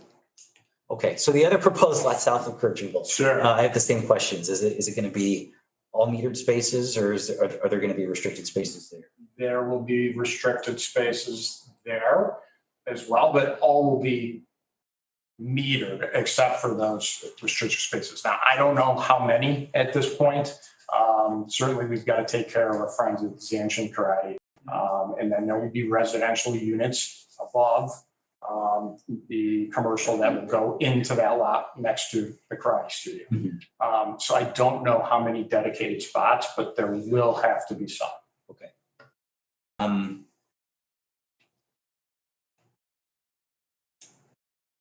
I think that's all my questions. Thank you. Mayor Hodges, it's over to you then. Thank you, Chair Coletta. I did receive a note from a resident saying the streaming isn't, it's choppy. Maybe it's on her end, it's an internet thing, but I thought I'd at least mention that to staff. And let's see here, I want to make sure this gentleman knows a few things here. I'm happy to sit around a table with anybody at any time, so please, let's make sure that we do that. And I want everybody here to know that you do matter. And if we could all be sitting around a table with you now, rather than this, I think that would be great. But unfortunately, this is the nature of the way we do business. And City Manager, Assistant City Manager, Rothie, I just want to confirm that we're following from the standpoint of transparency, we are following all the public processes as they are articulated by the policies and procedures that govern planning activities, correct? So this is the time for us to have these discussions. We're not missing any steps, correct? And we're following what a redevelopment ready community would do as well, I'm assuming? Yes, so for rezoning requests, which is a change to the zoning ordinance, it's called a map amendment. Whenever a zoning ordinance is amended, a public hearing before the planning commission is required. That planning commission then again sends a recommendation to the city council as part of the public hearing portion. Notice is distributed by mail to all property owners within 300 feet of the proposed sites. So depending on where you live, you may have gotten notice for one, but not the other because that radius is 300 feet. And we have our engineer come into our GIS system and they generate, a list of, they basically, draw the circle of 300 feet. And that's where the list of addresses, which we mail out, and that list of addresses is placed in your packet from the community. Right. So excellent. I'm very glad to, and we do have that list here. So we've got to figure out what Yeah, I happened wasn't on it either. with you all. And then, I'm on the it list, but I didn't was get a note. Are published. these then mailed? They're actually snail mail? These are put in the post office, yes. So we'll improve that, but I want you to know, I mean, at least we're, Yeah. As of, there's some flaw as of somewhere, but we're today, following the I process. only received one letter back from the post office that was marked undeliverable. Okay. That's all for both of the lists of addresses for this request and then the next one. Okay, so we will make sure we get on top of that, but in terms of the process itself, all of those boxes have been checked. We are being transparent. We are following the RRC type practices. And so again, just make it very clear that you do matter. And I think you see evidence of that, when we considered the last rezoning, we made amendments to the site plan that we really didn't even have the authority to do, right? But the goodwill was there and so this input does matter and it does improve the process. So thank you for being here tonight. And I hope we can all assume that we're all here for the good of our community. And we're here with the best of intentions. And in terms of conflict of interest, that's been resolved. I did submit that to our city attorney and it was resolved successfully that I do not have a conflict of interest, actually by 2 attorneys that was stated. So if it's otherwise, I'm happy to recuse myself as well. I'm here for good governance and the like, but at this point, I'm acting based on the advice of our previous city attorney, actually. So just want to make sure that was clear to you, sir, too, because I would never shirk that responsibility. And then from a parking management standpoint, I know it does specify in the master plan that we will take that approach, a management. Can we somehow, as this body, or what do you recommend, Assistant City Manager Rothy? How do we make sure that happens? How do we cause that? How do we inspire the action that's necessary? Do we need a subcommittee here just to initiate that process? Does the council need to do something? Is that something you can do administratively? Can we get a report back from you? And maybe you're not prepared to answer that question tonight, but I certainly would like to see us commit to some sort of timeline as to when we're going to initiate that process. Sure. Thank you for the comment. Probably the biggest thing as far as parking, I think everybody would agree, parking management comes first and foremost. And the parking study that the city did has a number of recommendations to implement. I've gotten a little bit of groundwork done on those. All will need to come to various bodies, such as if it's establishing, off-street regulating residential street parking, that would probably have to go to the city council for, like a TCO or something like that. Buying new effective equipment or software that helps us issue permits, that is all stuff, we can do. And I am slowly working on, we did get these requests. We have our meeting calendar. We accept requests as they come in. I wish we could be farther along in implementing the results of the parking study. And that's something, we can definitely work towards. But as of now, again, we have gotten the requests. We do have to, consider them, but it's definitely something that, and it might be good to have, again, member of the planning commission, member of the city council, and myself or somebody else working on, okay, how do we actually implement these various recommendations in the parking study? Because ultimately, several of them will involve expensive, city funds. So that's why the council should, be involved among other reasons. Another thing that I know Mr. Jackson has mentioned in McKenna, and it's actually contained in both of their recommendation letters, is the more, not just implementing the parking study, but honestly, I think you should just get up and kind of talk about your idea, because I don't want to explain it. So in our review letters, we said that, the city does have to take stock of the parking that's available now, make the most effective use of it, but look ahead based on the type of development that you want to attract here, and figure out the most appropriate location for the correct amount of parking moving forward. And, you know, I'm hearing some things today about parking spots being reserved for residential uses, right? So the worst thing that you can do in a well-managed parking system is look at an empty parking spot all day long. Right, that is like just death. These parking spots are expensive to maintain. They mean dollars and cents to the merchants that are immediately adjacent to them. So figuring out a strategy, because it's gonna be a shared parking system, it's gonna function like a public parking system. So where would you put the residential parking spots in this scenario? You put them up here. This is where the residents go, because these spots are critical to the success of the commercial development down here. And they're gonna be occupied at off hours for the commercial uses. So you need to come up with, you know, ways of managing the time frame, and even for the daycare. You know, someone mentioned that, yeah, these spaces are probably gonna have to be marked, no parking during drop-off time. I mean, that's just a fact of the nature of the use. But that's fine, because that's only for about an hour a day in the morning and then an hour in the evening that they wouldn't be available for parking. But for the other 18 hours a day, they're available. And even after that, for the residents. So that is the kind of depth that you have to get into when you're managing an overall parking system like that. So would you say at this point, you know, we've done a parking study, which took a snapshot at the time. Yeah. Are you suggesting look further into, as all these development requests are coming in and we're looking at, you know, increasing the density of uses on Kercheval, would you say another study or with a slightly different scope would be warranted? You know, I'd like to, you know, I think as a planning commission, that's something we should consider, knowing that studies cost money and we have to send this to city council ultimately, but, you know, I'm looking for your professional recommendation. So the parking that you had basically says, this is the amount of development that you have right now, and this is the utilization of your existing parking system that you have right now. And here are a series of immediate things that you could do, relatively immediate things that you could do to make the best use of that in that situation. But parking is like, it's infrastructure, right? You can't support more development without adequate infrastructure.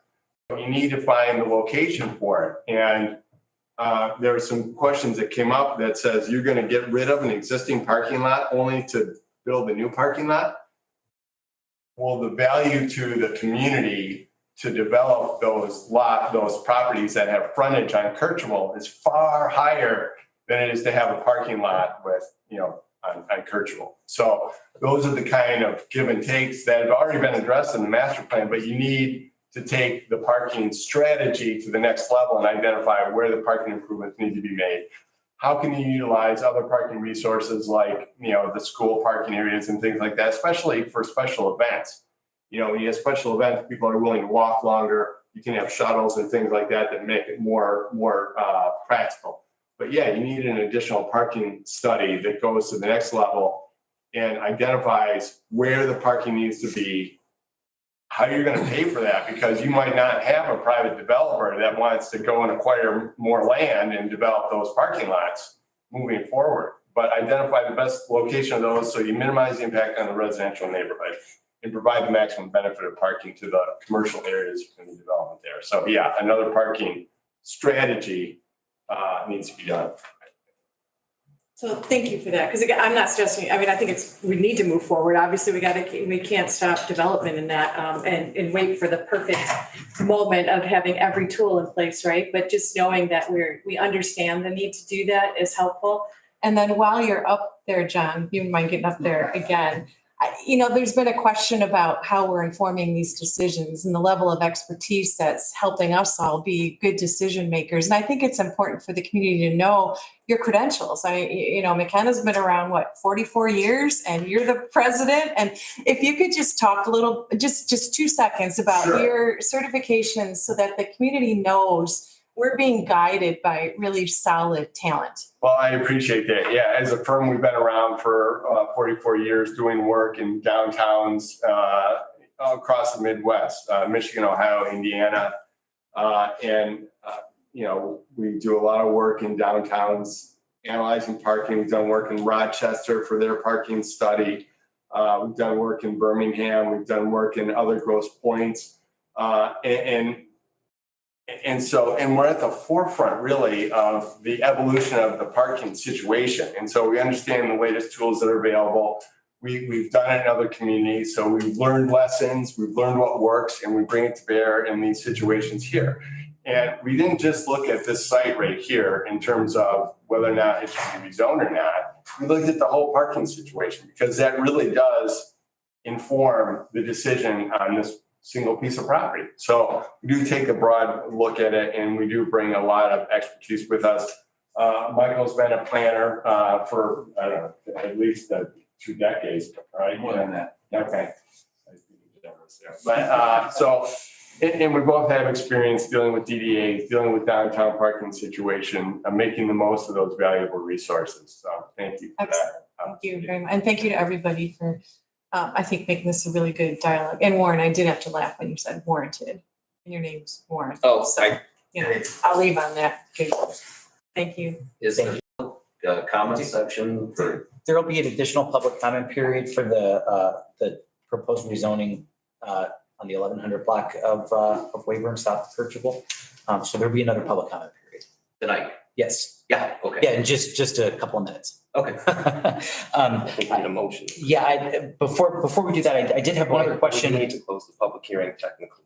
I have one other question. Okay, yeah. I have one more question, Mr. Steins, for you. Sure. In terms of the daycare, my kids go to daycare, and I know like the 10 minutes before 5 o'clock, when they start to charge you $5 a minute if your kid is still there, it's like a madhouse with cars. Is there a plan for how pickup and drop off is going to work? Because that could create some huge problems on Kirchville, and it sounds like the alley is being reserved for pedestrian use. There's been a lot of thought that's gone into this. I'm going to turn it over to Bill, but I will say that back entrance along the alley is the main entrance. So addressing your question about Kirchville specifically and the traffic issue that can cause, it's sort of like Kirchville dance in the village. There is a line in that alley, and it's pretty orderly. But in terms of a specific plan, yes, I'm going to turn it over to Bill to talk more about the flows in that particular area, because he's much more well-versed than I am. City of Detroit has the same concerns. So before we even get into our ideas initially, we are initiating or completing or getting ready to complete a traffic study of the block there with 4 parking lots taken into consideration, as well as the Kirchville and Alter intersection, and how that gets affected by a daycare. So we're commissioning that through PEA, and that'll bring us a lot of answers. And that may or may not change how we approach this, but the initial thought today is, for safety purposes, is to bring the families in off of Wayburn. They'll turn into the alley, which would be the new alley, not the old alley that's in the red brick there, but the new directional alley by the dumpsters, and bring them through and drop them off into the daycare through that. You're talking about this here? No, talking about bringing the car. This is the alley? That's the old alley. We're trying to get this more to pedestrian access here from the standpoint that we don't want cars driving right in front of a building entrance where kids are coming and going. So from a safety hazard, we want the vehicle traffic to be driven out here, away from that front entrance of the building. So that's where the cars will enter here, stack up and come through. And that's where John was saying that not having these basically parked in at a certain period of time, where they're not parked between 8 and 9 or between 4 and 5, they make it easy access for the kids to be picked up coming through that point, exiting out. And then, so one way straight across. That is one way here, correct, exactly for that reason. Okay. Yep, minimize the risk to the children coming out of the building. Okay. So the consideration was having the pickup here, but there are concerns about stacking up traffic through downtown, and we're trying to avoid that. That's where the decision was to bring it to here. The traffic study will bring that more to light, but the professionals really answer that question for us. So the roundabout stays though? Roundabout stays. Okay. Correct, yep, that is the intent. Okay, thank you. Can I ask a quick question? Sure. Okay, so right now, there's three parking spots right here, right? Like by Hovenwatts, so is the city giving them those parking spots to use? Or are the parking spots going to be there? I'm gonna That's a great question. I'll let you address that. If you're I'm able not to, I don't know if familiar you're with. that's what specifically was just I've referenced. never had a conversation about goes with anybody, I don't know. Yeah, those parking lots are city use and city owned. We're not affecting those in any way, shape, or form. They're just not in that picture. They're just not highlighted, correct? They're They're there. not shown at all. They're adjacent to the sidewalk next to where the future info. But it's not part of the parking plan because we don't own the property. So those are staying. Those are staying, and we're not affecting the city streets in any way. Okay. All right. Okay, so anybody, any commission members have any more discussion at this time, or is everybody satisfied? I need to close the public hearing, correct? If there's no further questions. There's no Right. further. Yeah, so then now I would, for a motion to close the public hearing for the proposed rezoning of 1211, 1215, and 1217 Weyburn. Make that motion. I'll second. Commissioner Saros and Commissioner Bataki, thank you. All in favor, please say aye. Aye. Any opposed? All right, so the public hearing is now closed, which brings us to the conditional rezoning request. And just procedurally, Warren, do we need to, is now a time to entertain a motion to approve, to recommend approval to the city council or denial to the city council? Yes, now's the Okay. time to put a motion on the floor for discussion. Okay, all right. Is there anybody who wishes to make a motion at this time regarding the request? I'll motion to approve. Is there a second? I'll second. All right. And how obvious is it, everybody, that this is my first meeting as chair? I'm gonna ask a lot of Great. questions. What are you approving? I'm not sure. That's exactly what I'm gonna ask too. Yeah. So now, is there another discussion period now among commissioners, or do we go straight to a vote? There should be discussion amongst the commissioners, but the motion on the floor is, if you want to stay with the motion on the floor, is to Right. approve the request and state the exact addresses Okay. for conditional rezoning. So the motion. Technically to recommend to city council. Yes. Correct. Yeah, so Right. your planning commission is acting as a recommending body in this instance, yes. Okay, so the motion on the floor then is to approve, to recommend approval of the conditional rezoning requests at 1211, 1215, and 1217 Weyburn to city council. And there was a second for that motion as well. Is there any further discussion by any of the commissioners regarding the motion that's currently on the table? A couple things that I'd like to bring up for discussion. So looking at our master plan public engagement, that is part of the master planning process. So I was revisiting that this morning. There was a little over 1,089 community members surveyed as a part of that public engagement. 37.4% rated early childhood care is being a top priority for our community. And further part of that public engagement was locations that the public would like to see development, and specifically mixed use development. Both sites that are being proposed tonight were selected by the community as areas of high importance for engaging in future mixed use developments.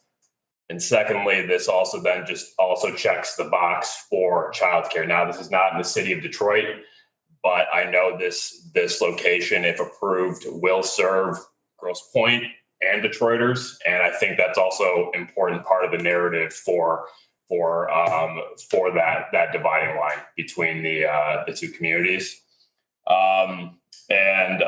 Lastly, part of that public engagement for the Kirchville business, 24.3% of respondents said there needed to be an increase in parking.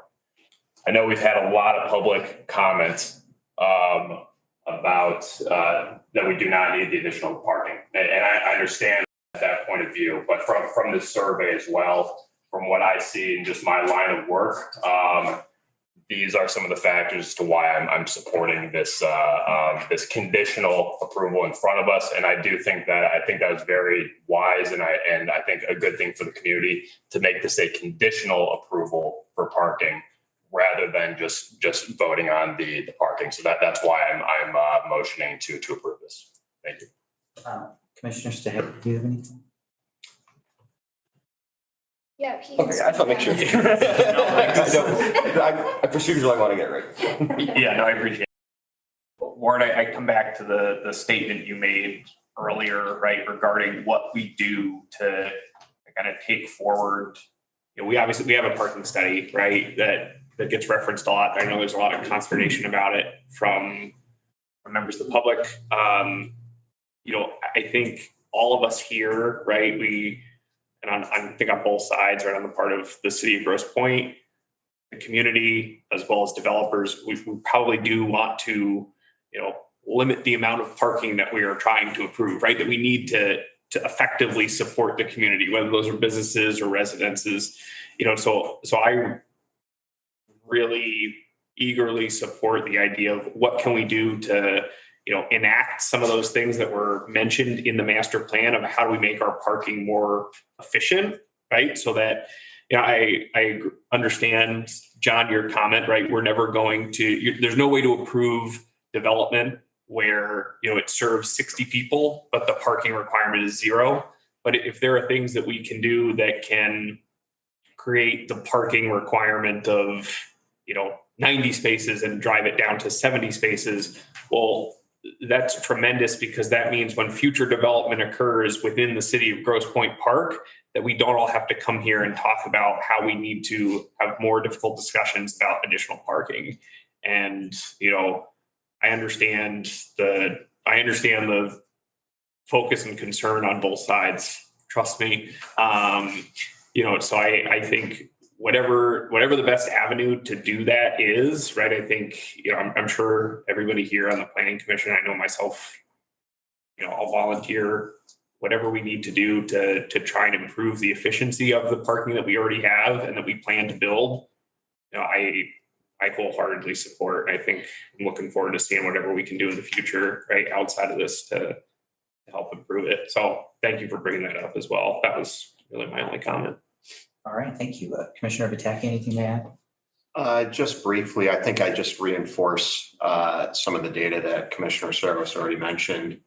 You know, the one stat or metric that he talked about, the 24% of the survey respondents identifying parking as an improvement area for Kirchhoff. That was the number one, the highest ranked item out of all the ones they surveyed about for the Kirchhoff Business District. Is those respondents, that was the number one response, is improve the parking in the Kirchhoff Business District.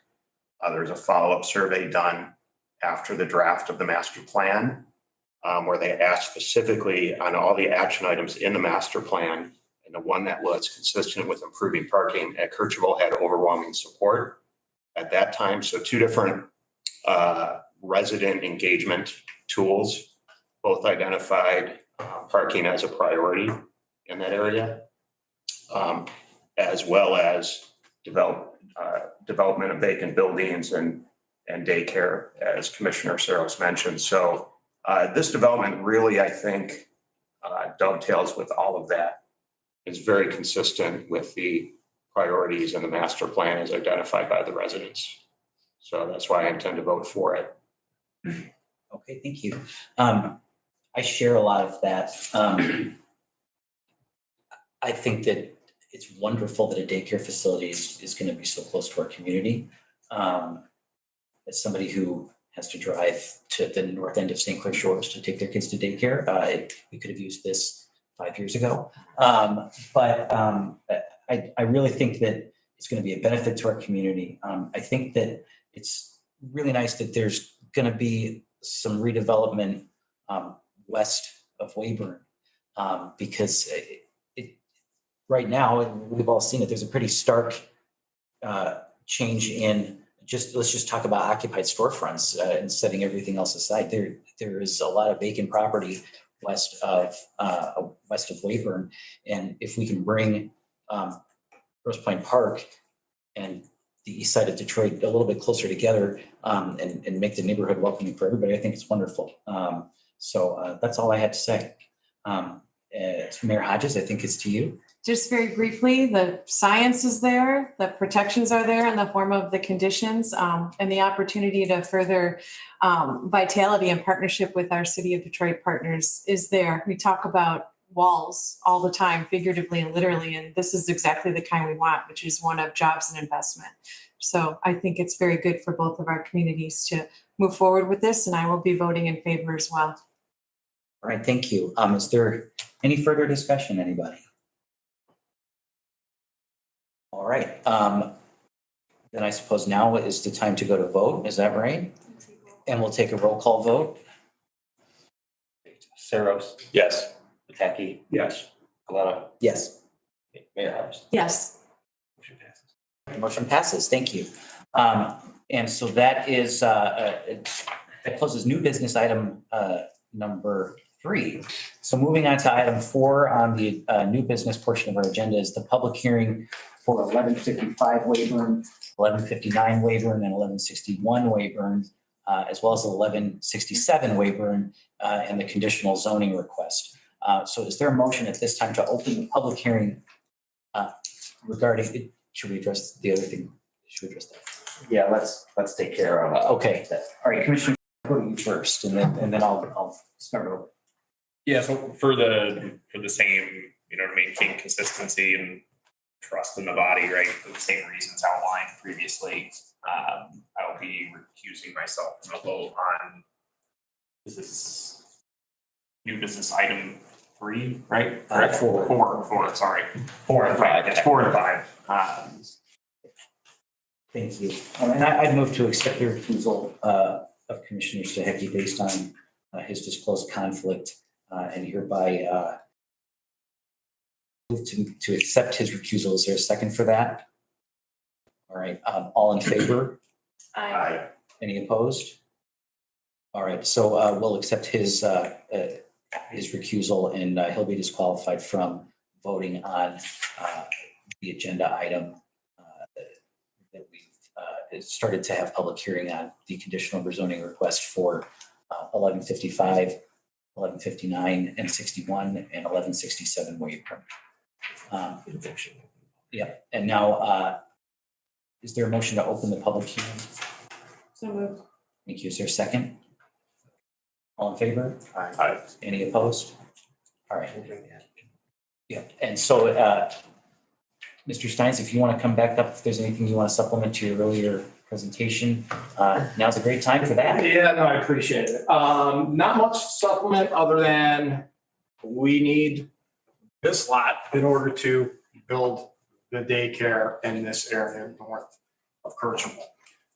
As we've outlined before, we're deficient, and we need to find a place for sufficient parking, and that comes down here if this is in fact rezoned. Mr. Steins, I'm sorry to interrupt you. Yeah. Some of the public can't see. Could you guys just turn the easel over? Put it up on so that it's clear? Good overall. That's the best I got right there. Yeah. Is that it? No, it's not, but we can use this one here. Sure. Commissioners can't see. I think that's okay. No, I think it's something like that. I think it's right. Yeah. We got a copy. Okay. Yeah, we got a copy. So this is all one project, right? In order to build what we've just talked about north of Kirchhoff, and in order to get into the future infill, which is the parking, we'll call it a gravel parking lot next to, be used as a parking lot next to the karate studio, which is right here, we need these spaces. As part of that, the rezoning, we need the 3 residences or 3 addresses right here as part of the proposed parking lot. Again, this is deficient for both of these uses. We're just trying, at this point, we need to focus on the daycare. This is going to follow shortly after the future infill next to karate. And so, my urging you to, as Mr. Jackson said, you need to be forward looking on this. Otherwise, I'm just going to be back here, in 6 months asking for the same thing. But I can't do anything with this, and I can't go ask for approvals and waivers and things of that nature from the city of Detroit without this parking lot as well. So the whole thing hinges on these 2 parking lots, right? And I don't want it to be lost that this one is as important as the one to the north. So with that, I just reiterate what I talked about before. This is, and I agree with some of the comments. The nature of this development and the two cities working together is awesome. And, something that we've been trying to and looking forward to for a long time.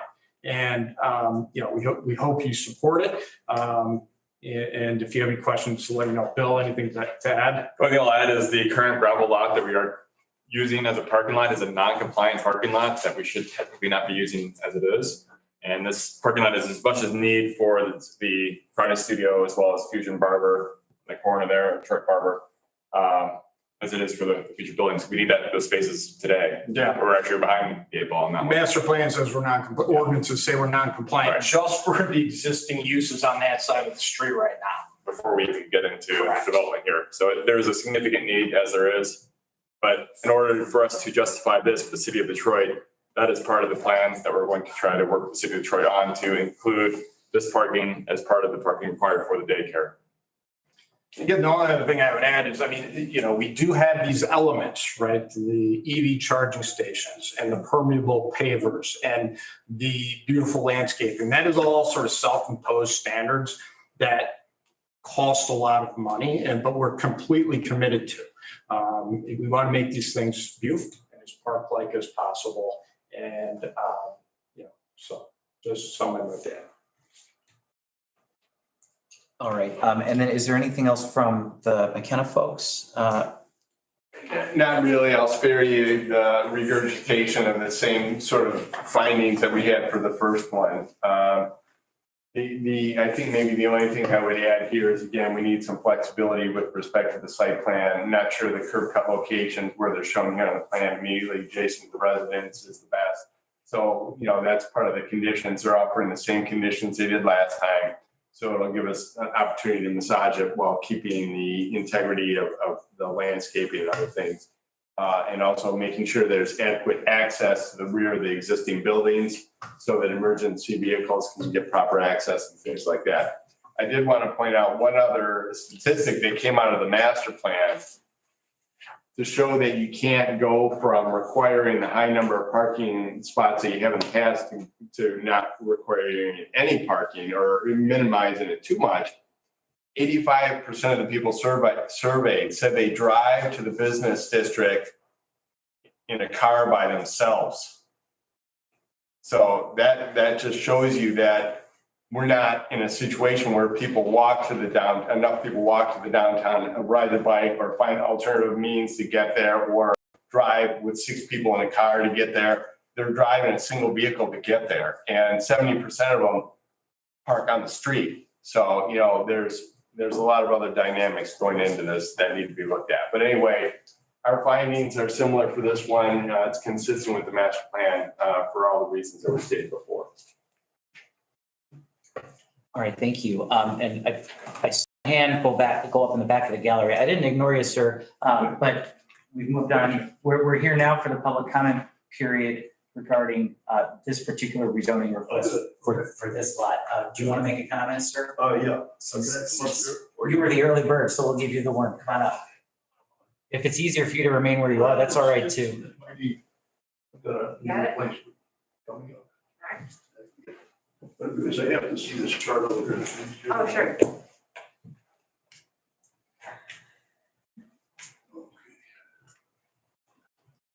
Before you, thank you. Yes, sir. Hank Zukowski, a 42-year resident on Pemberton, owner of Shaw's Books, 30 years. Okay, I'll refer to it.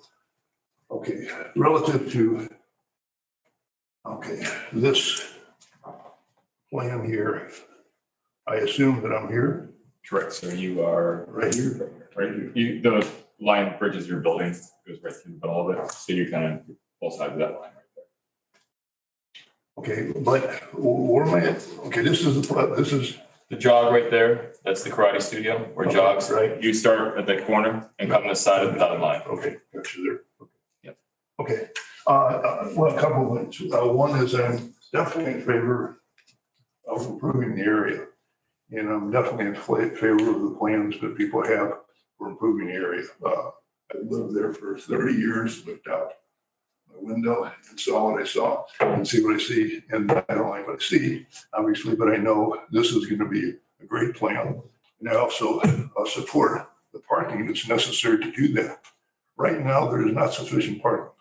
Okay. For people who come to my shop, they park. Let me see if I can- They park on this lot over here. They park on this lot over here. They park on the street. They park in a few spots that I have back here. And they park on the street here, so forth, you know, but that isn't adequate right now, okay, period. Okay, this will help me, I think, okay, but I also want to make a point. Okay, and this is the circle, right? Yes. Okay. And I've attended many city council meetings in the past relative to the circle and blocking the circle, blocking the street, this, that, and everything. That doesn't do anybody any good, okay, in my opinion.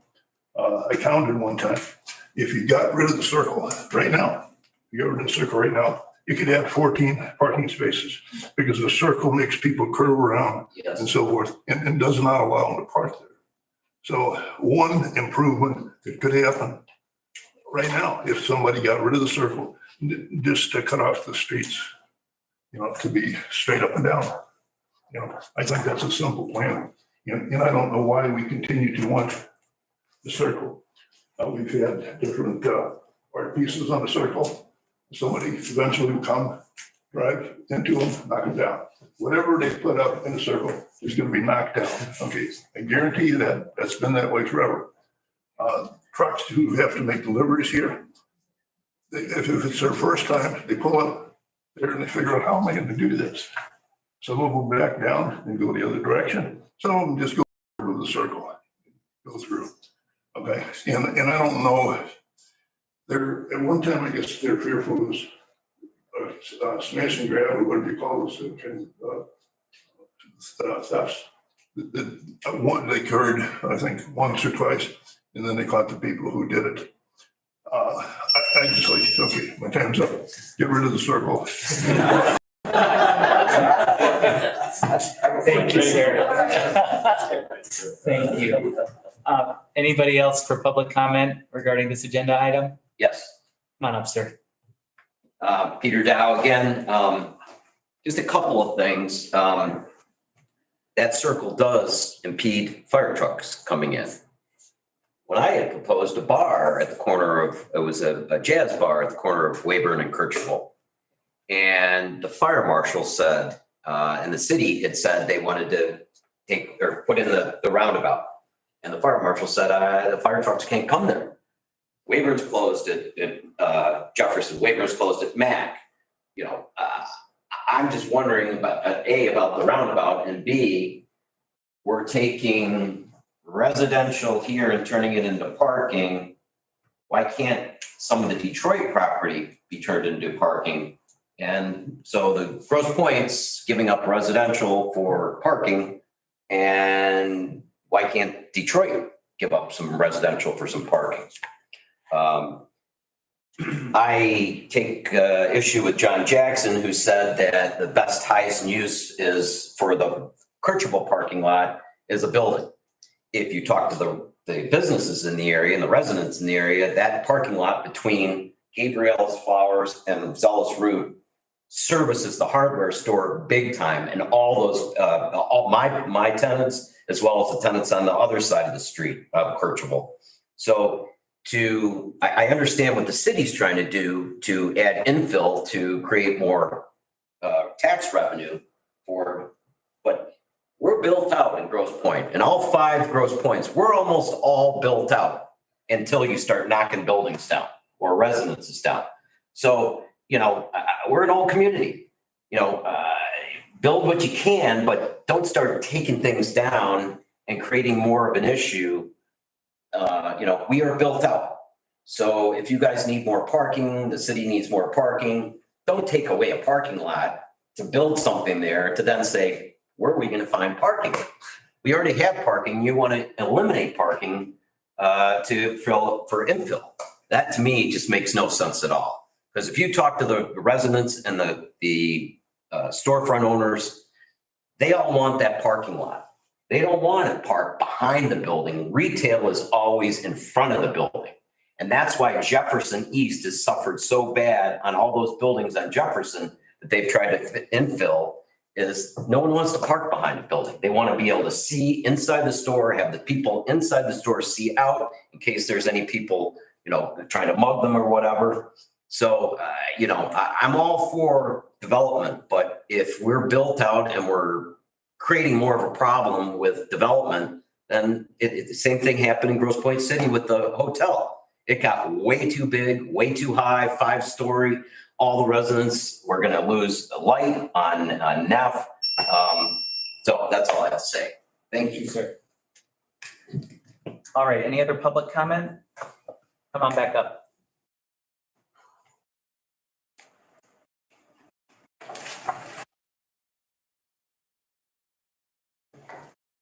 Hi, Kelly Rossi, 1149 Wayburn. All right, so this is specifically about the 1155, about the zoning. Guys, this is really challenging because I'm feeling emotional about this because of just living there. It's been a lot in these last few months, a lot of information and a lot of new stuff. So I'm appreciative, guys, of how much work you're doing and all of this cool stuff. And even if I don't ever use any of this development, I'm still happy for it because I know a lot of people need it. And also with the parking, I know a lot of people need it. The fact that we're going through minutia of parking lots and, saying residents can't really, you don't like to see spots being left open. And these are things that property of still buildings are still standing on right now. I can see the buildings that are still there. And we're talking about all of these different things. It's such a hard thing to marry in my mind of, yeah, I'll go my last. I know I've been going for 50 seconds. So it's really just hard for me to marry these two concepts of what's there right now, because you were willing to dive into this and have these properties be this way without any end. Still, there isn't an end. You don't know when those houses are going to come down.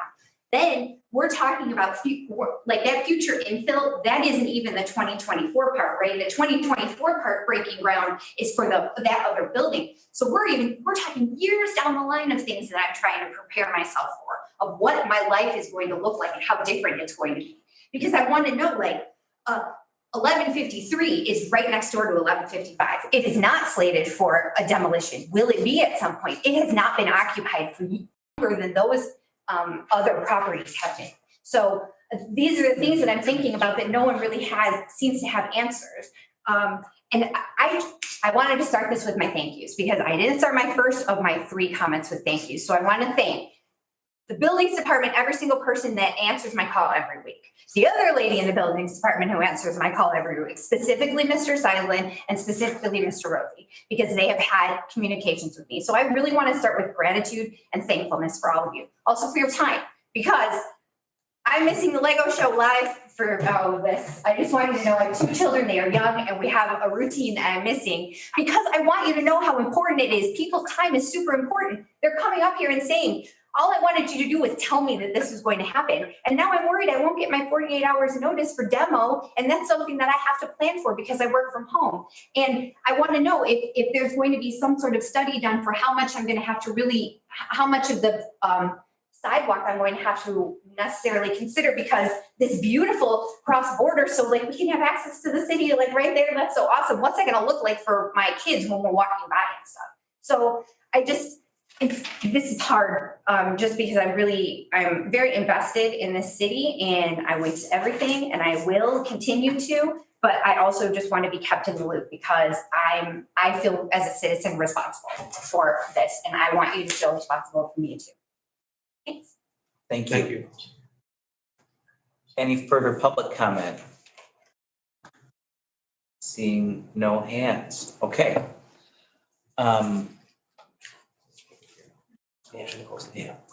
So at this time then, is there a motion to close the public hearing portion of this conditional rezoning request? So moved. Is there a second?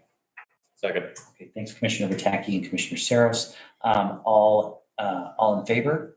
Aye. Any opposed? Hearing none. All right, that concludes the public hearing regarding these particular parcels that we've been discussing. Agenda item 5 is what we come to next, which is actually entertaining the conditional rezoning request. So at this point, I think we need a motion either to recommend approving or denying the conditional rezoning request to City Council for 1155 Weyburn, 1159 and 61 Weyburn, and 1167 Weyburn. A motion for the conditional approval. And is there a second? I'll second. All right. And now, is there any further discussion or questions? Did we do questions already? Now's the time to deliberate, ask questions. All right. Discuss amongst Are yourselves. there any further questions,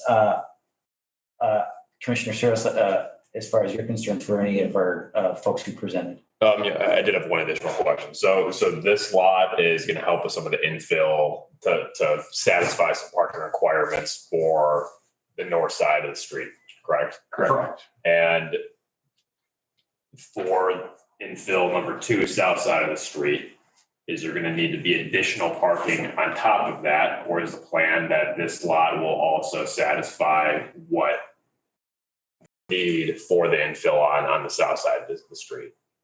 At this point, it would meet that need, but we're still identifying exactly what that building is going to be used for. The use of that building would dictate parking. A daycare is different than a retail, which is different than a restaurant. So the parking requirements will vary depending on what that mixed use building becomes. Okay, but we need this approval to handle some overflow for parking requirement for the daycare. Okay, as well as the other existing needs that are currently there. Okay.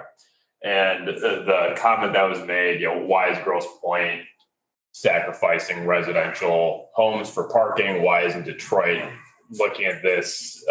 There's way more Detroit parking spaces here than there are in Grosse Pointe. Is that Correct. Yeah. So these residences here, these lots here were residential that have to be rezoned on the Detroit side, as well as these here. So it's exactly the same process that we're going through in the city of Detroit as we are in Grosse Pointe. Right.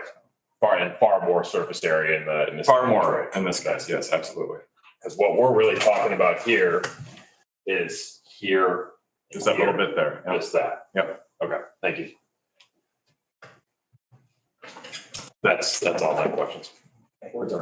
Just a quick question for, regarding the conditional approval for this portion of the development. So is this conditional rezoning,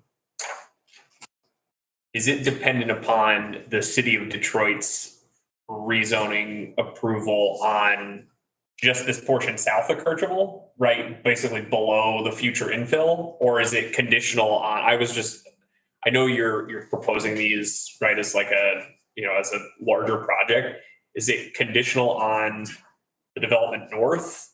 Is everything tied together, or is Conditional on, this is conditional and this is conditional on. Okay, so it's all, okay. It's all I wasn't sure if it was just conditional on, say, like the adjacent Alter property right behind this parking lot, but you're saying it's conditional on the approval north of Kercheval, No, because we're gonna that's go try and get approval for everything. Correct. Yes, okay, understood. That was my only question. All right, thank you. Commissioner Pataki, anything else from you? I have no further questions. Okay. And I have a couple of questions. You mentioned the future infill site south of Kercheval that's being used as the parking lot for the karate studio right now. Correct. Is not complying with the ordinance, but that's the city of Detroit issue, not. That is, yes, Detroit issue. Okay.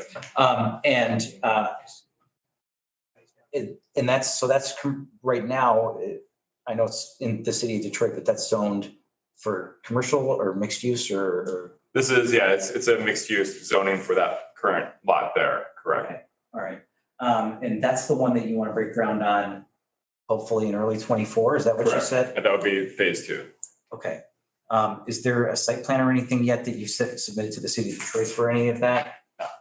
Other than what you're saying right here. Okay, all right, all right. And have you, in your discussions with the city of Detroit, have you Well, I guess how far are you in the rezoning process with the city of Detroit? Is it? We have to move into site plan review, and from there, they'll recommend us to BZA.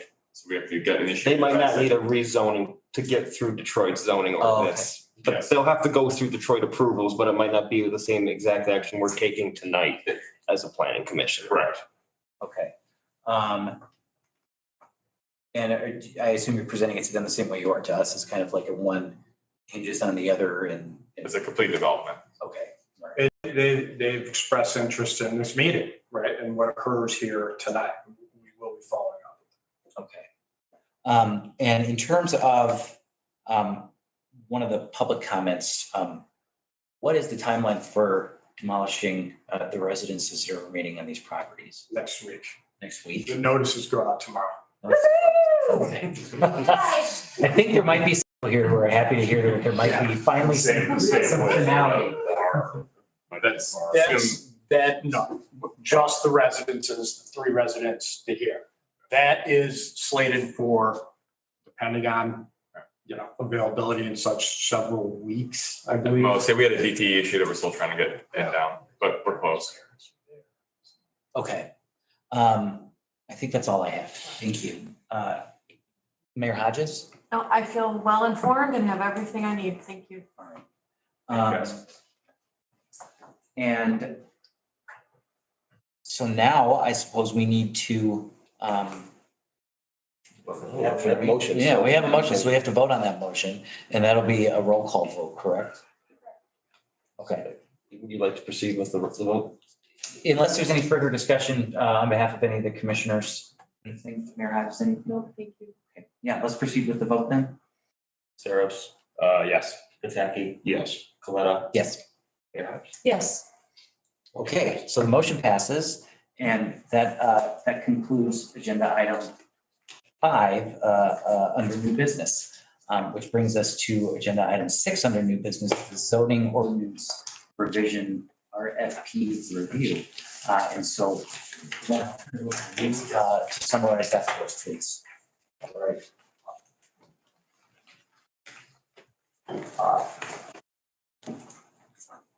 This next item of business is zoning ordinance revision RFP review as previously stated. I think it's no secret that the community as a whole, including this body, understands that now that we've undergone the master plan update process, the next logical thing is, and part of that master plan is actually to let's start implementing certain recommendations, including let's implement certain recommendations that are codified into our zoning ordinance. So that's probably the most critical, highest first priority action item, in the master plan that it says to do is begin incorporating what this master plan says into, your zoning ordinance. So in light of that, the city did issue an RFP, request for proposals to seek services from planning consultants. As much as I like planning and zoning, I cannot rewrite a zoning ordinance single-handedly. We need outside assistance with this. So I issued an RFP using a bidding website that's used by municipalities all around the state of Michigan. We solicited most of our bids and RFP responses using this site. We did receive 3 responses in total from 3 firms. For the firms being McKenna, Beckett and Rader, and Giffords Webster. All 3 of the firms are local to Michigan, and all 3 of the firms met all the requirements of the RFP. As we did with the master plan, although I wasn't here for, I spoke with City Manager Sleisman on the review process. Essentially, the initial list of respondents was condensed to a select firms that the planning commission ultimately considered to undertake the work. So similar process. I have City Manager Sleisman, Terry Brennan, a building official who has decades of experience in interpreting, enforcing zoning ordinances, the building code. We reviewed the 3 responses and we are recommending that's the city council ultimately would be the approving body, enter into a contractual agreement with McKenna as proposed in their proposal response. So I have a bunch of reasons on kind of comparing the different elements, number of meetings, the public engagement components, deliverables, promises, future training and services. I discussed community knowledge and I discussed price. And I'm sure you've all had an opportunity to read my memo. So I'd be happy to answer additional questions, but I also think we have Mr. Jackson from McKenna here. I'd like to give him the opportunity to speak specifically on his firm's proposal and why it is, why they want to work with the city of Grosse Pointe Park on this endeavor. So I think that makes a lot of sense. Are you prepared to do that, Mr. Jackson? Yes, absolutely. I don't have a formal presentation or anything like that, but I did, I welcome the opportunity to get up here and say that we welcome the opportunity to help you with the next step in your process of updating your policies and your codes. Obviously, the master plan was a big step, a big cultural shift really for the city of Grosse Pointe Park. So you're to be commended on that. And as Warren mentioned, a huge part of that implementation of that document was to now translate a lot of that into your codes and ordinances. And I feel like we're well positioned to do that. We've had the opportunity to work with Warren and Terry Brennan in administering the zoning ordinance over the last couple of years. So it's had the three of us scratching our heads on numerous occasions. So just, a lot of housekeeping items, but it's also an opportunity to really modernize your zoning ordinance, make sure you're following the proper procedures, following the best practices as laid out by MEDC through the redevelopment ready certification process. So it's an opportunity to really sync your zoning ordinance with the expectations of the citizens of Grosse Pointe Park that you really raised during the master plan process. And as we saw just with the parking issue tonight, there's a ton of issues to be addressed in that zoning ordinance. And we're happy to do them. We're up to the challenge. It was interesting in the RFP, it actually asked us what we thought sort of what the challenges might be in updating the zoning ordinance for the city. And I think for so many years, the city has sort of been trying to operate with a really substandard zoning ordinance, which really puts a lot of pressure on your staff to make good, consistent decisions. It puts a lot of pressure on boards and commissions, zoning board of appeals, the planning commission, the council even, in terms of making good, consistent decisions. So I think this is a process that will be painful. It will be painful, but at the end, you'll be happy you did it. And you'll be in a much better position to get the kind of development that you want to see here in the city of Grosse Pointe Park. So, as I mentioned before, we've been around for 44 years. We've written zoning ordinances. We won an award at the last state conference for the ordinance that we wrote for the city of Holland.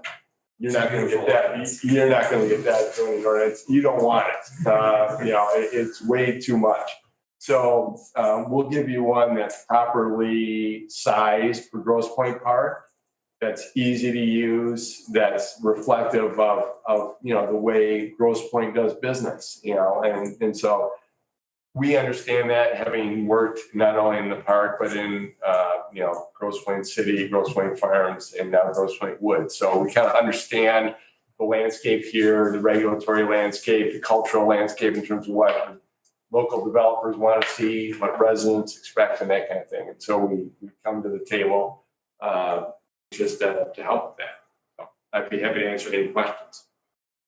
And for the sake of keeping everybody from talking over each other, I guess let's just go down. I'd like to make a quick comment after you finish talking and before we go on. Okay, I was just going to say we'll follow a similar procedure as we did during the previous hearings, and if anybody has comments, we can just go down the line and address it that way. Yeah. I just want to know we have some newer faces on the planning commission. The zoning ordinance, I think we all know what it is, but it's the law that says what you put where, how big it is, what it looks like. If there's any sort of a stricter standards, it's lighting. It's interestingly enough, our ordinance doesn't have the word dumpster in it. Normally you'd have regulations for dumpster placement, things like that in there. So all of that is what this is, the biggest chapter of our code. So I just wanted to make sure that when you see those, the work, this is, it's in the timeline proposed. This is a big endeavor of the planning commission. So I just wanted to get the frame of mind right and make sure we all understand kind of what it is when we say zoning ordinance, and also for anybody watching at home or in the future who watches this meeting. variances as well. Yeah, and yeah, variances Here. that are required for projects, parking standards, all of that is contained within the zoning ordinance. Okay, great. And ultimately, it is a document that will be adopted by the city council because it's a law. So the same process that we go through then is what we did with the rezoning request, where we recommend either adopting or not adopting the changes. Is that fair to say? Yeah.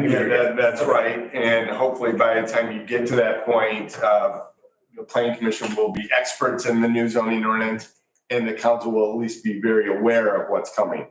Okay. So they won't be seeing it for the first time. No, part of this was, we envision we have our plan commission meetings and then I'll be reporting out to the city council. This is what the plan commission's been discussing. We'll have our website, we'll be putting the progress memos. We'll get the community involvement to make sure that not just council and the commission knows what we're talking about, especially when we talk about parking standards, for example, but that the public will know well in advance of what the topics of each of them. We have proposed two community open houses, one in the beginning of the process. And a lot of that will be educating, people on what the zoning ordinance is, as Warren is starting to lay out, how it affects them on a daily basis, how it could affect future development. And then one is sort of towards the end of the process to say, did we get it right? And so there will be opportunity for people to weigh in on it throughout the process. All right, and Commissioner Saros, did you have any questions or anything for Mr. Jackson? No, I don't think any questions. I had the opportunity to work with McKenna and John when we rebuilt our new building on Caddo and Mac, and then also on some rezoning in the city of Grosse Pointe. And it was a great process, really good to work with. So I'm in full support of using McKenna, and I think it's important also that they have a good understanding of the points from their involvement in some of the other municipalities. So I think it makes a lot of sense. All right, thank you.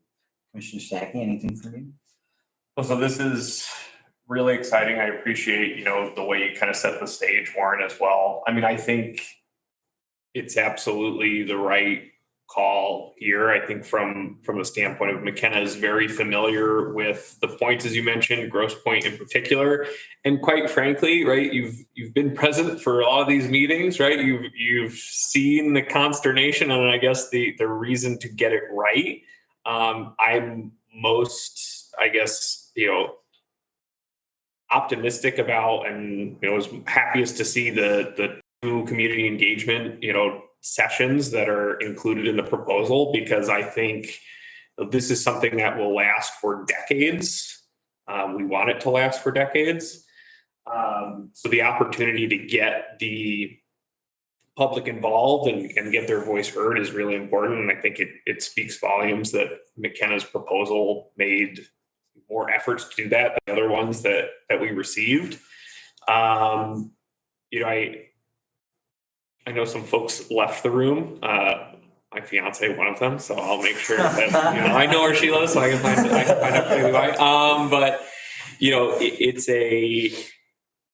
It's really important that we will get this community involvement here, because there's talk about transparency and some of this is, or a lot of it, right, has a root cause driven by what we codify right into law. And I think there's a lot of things that the developers here have done that, maybe they get criticized for. And in a lot of cases, some of those are going above what the very, very, bare bones nature of our zoning ordinance is. So this is a huge opportunity for us to do something that, still makes Grosse Pointe Park, suitable and right for this kind of development, but also can help, hopefully build some trust with the community and the public at large. So I'm really excited about working on this. And I totally agree with I anticipate voting yes.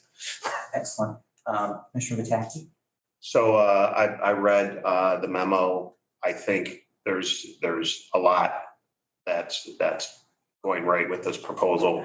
I do intend to vote for it.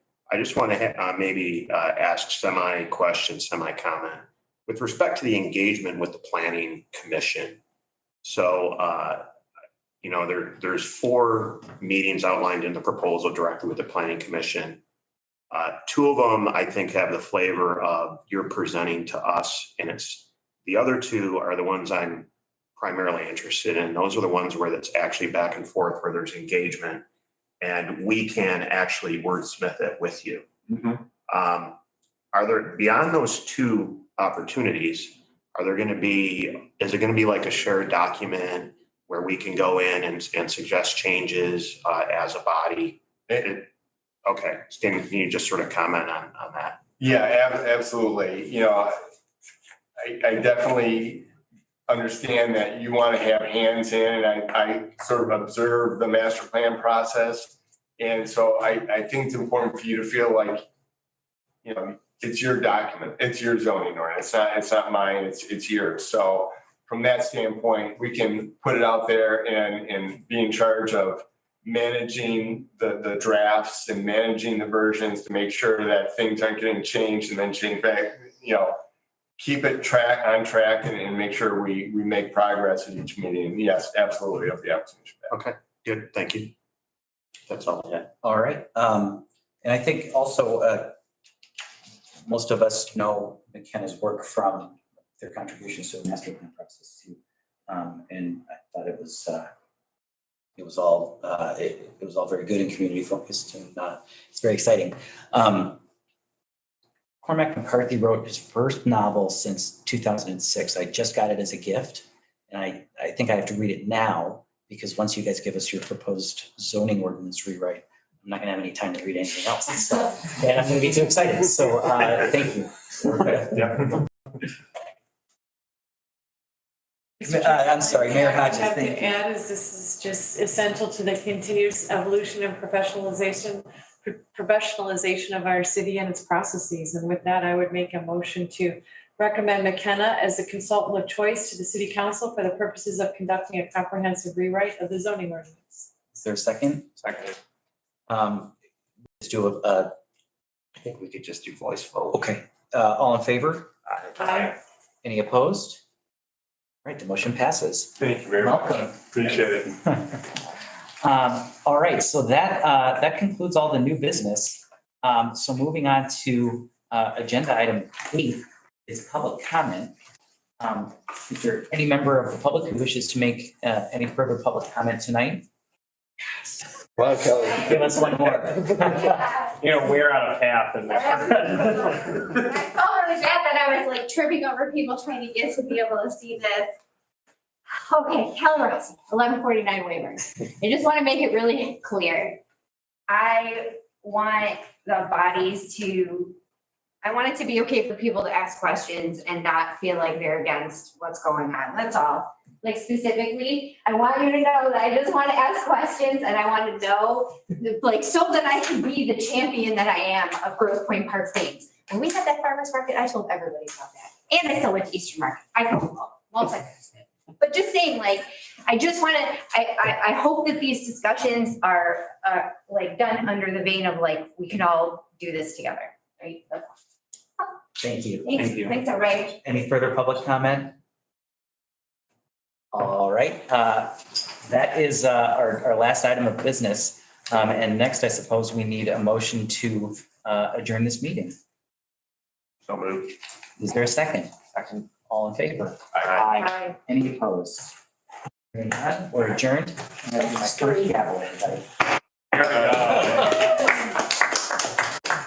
Well done, sir. Good work. Big shoes to fill. Okay, did we come in over or under? All related. Yeah.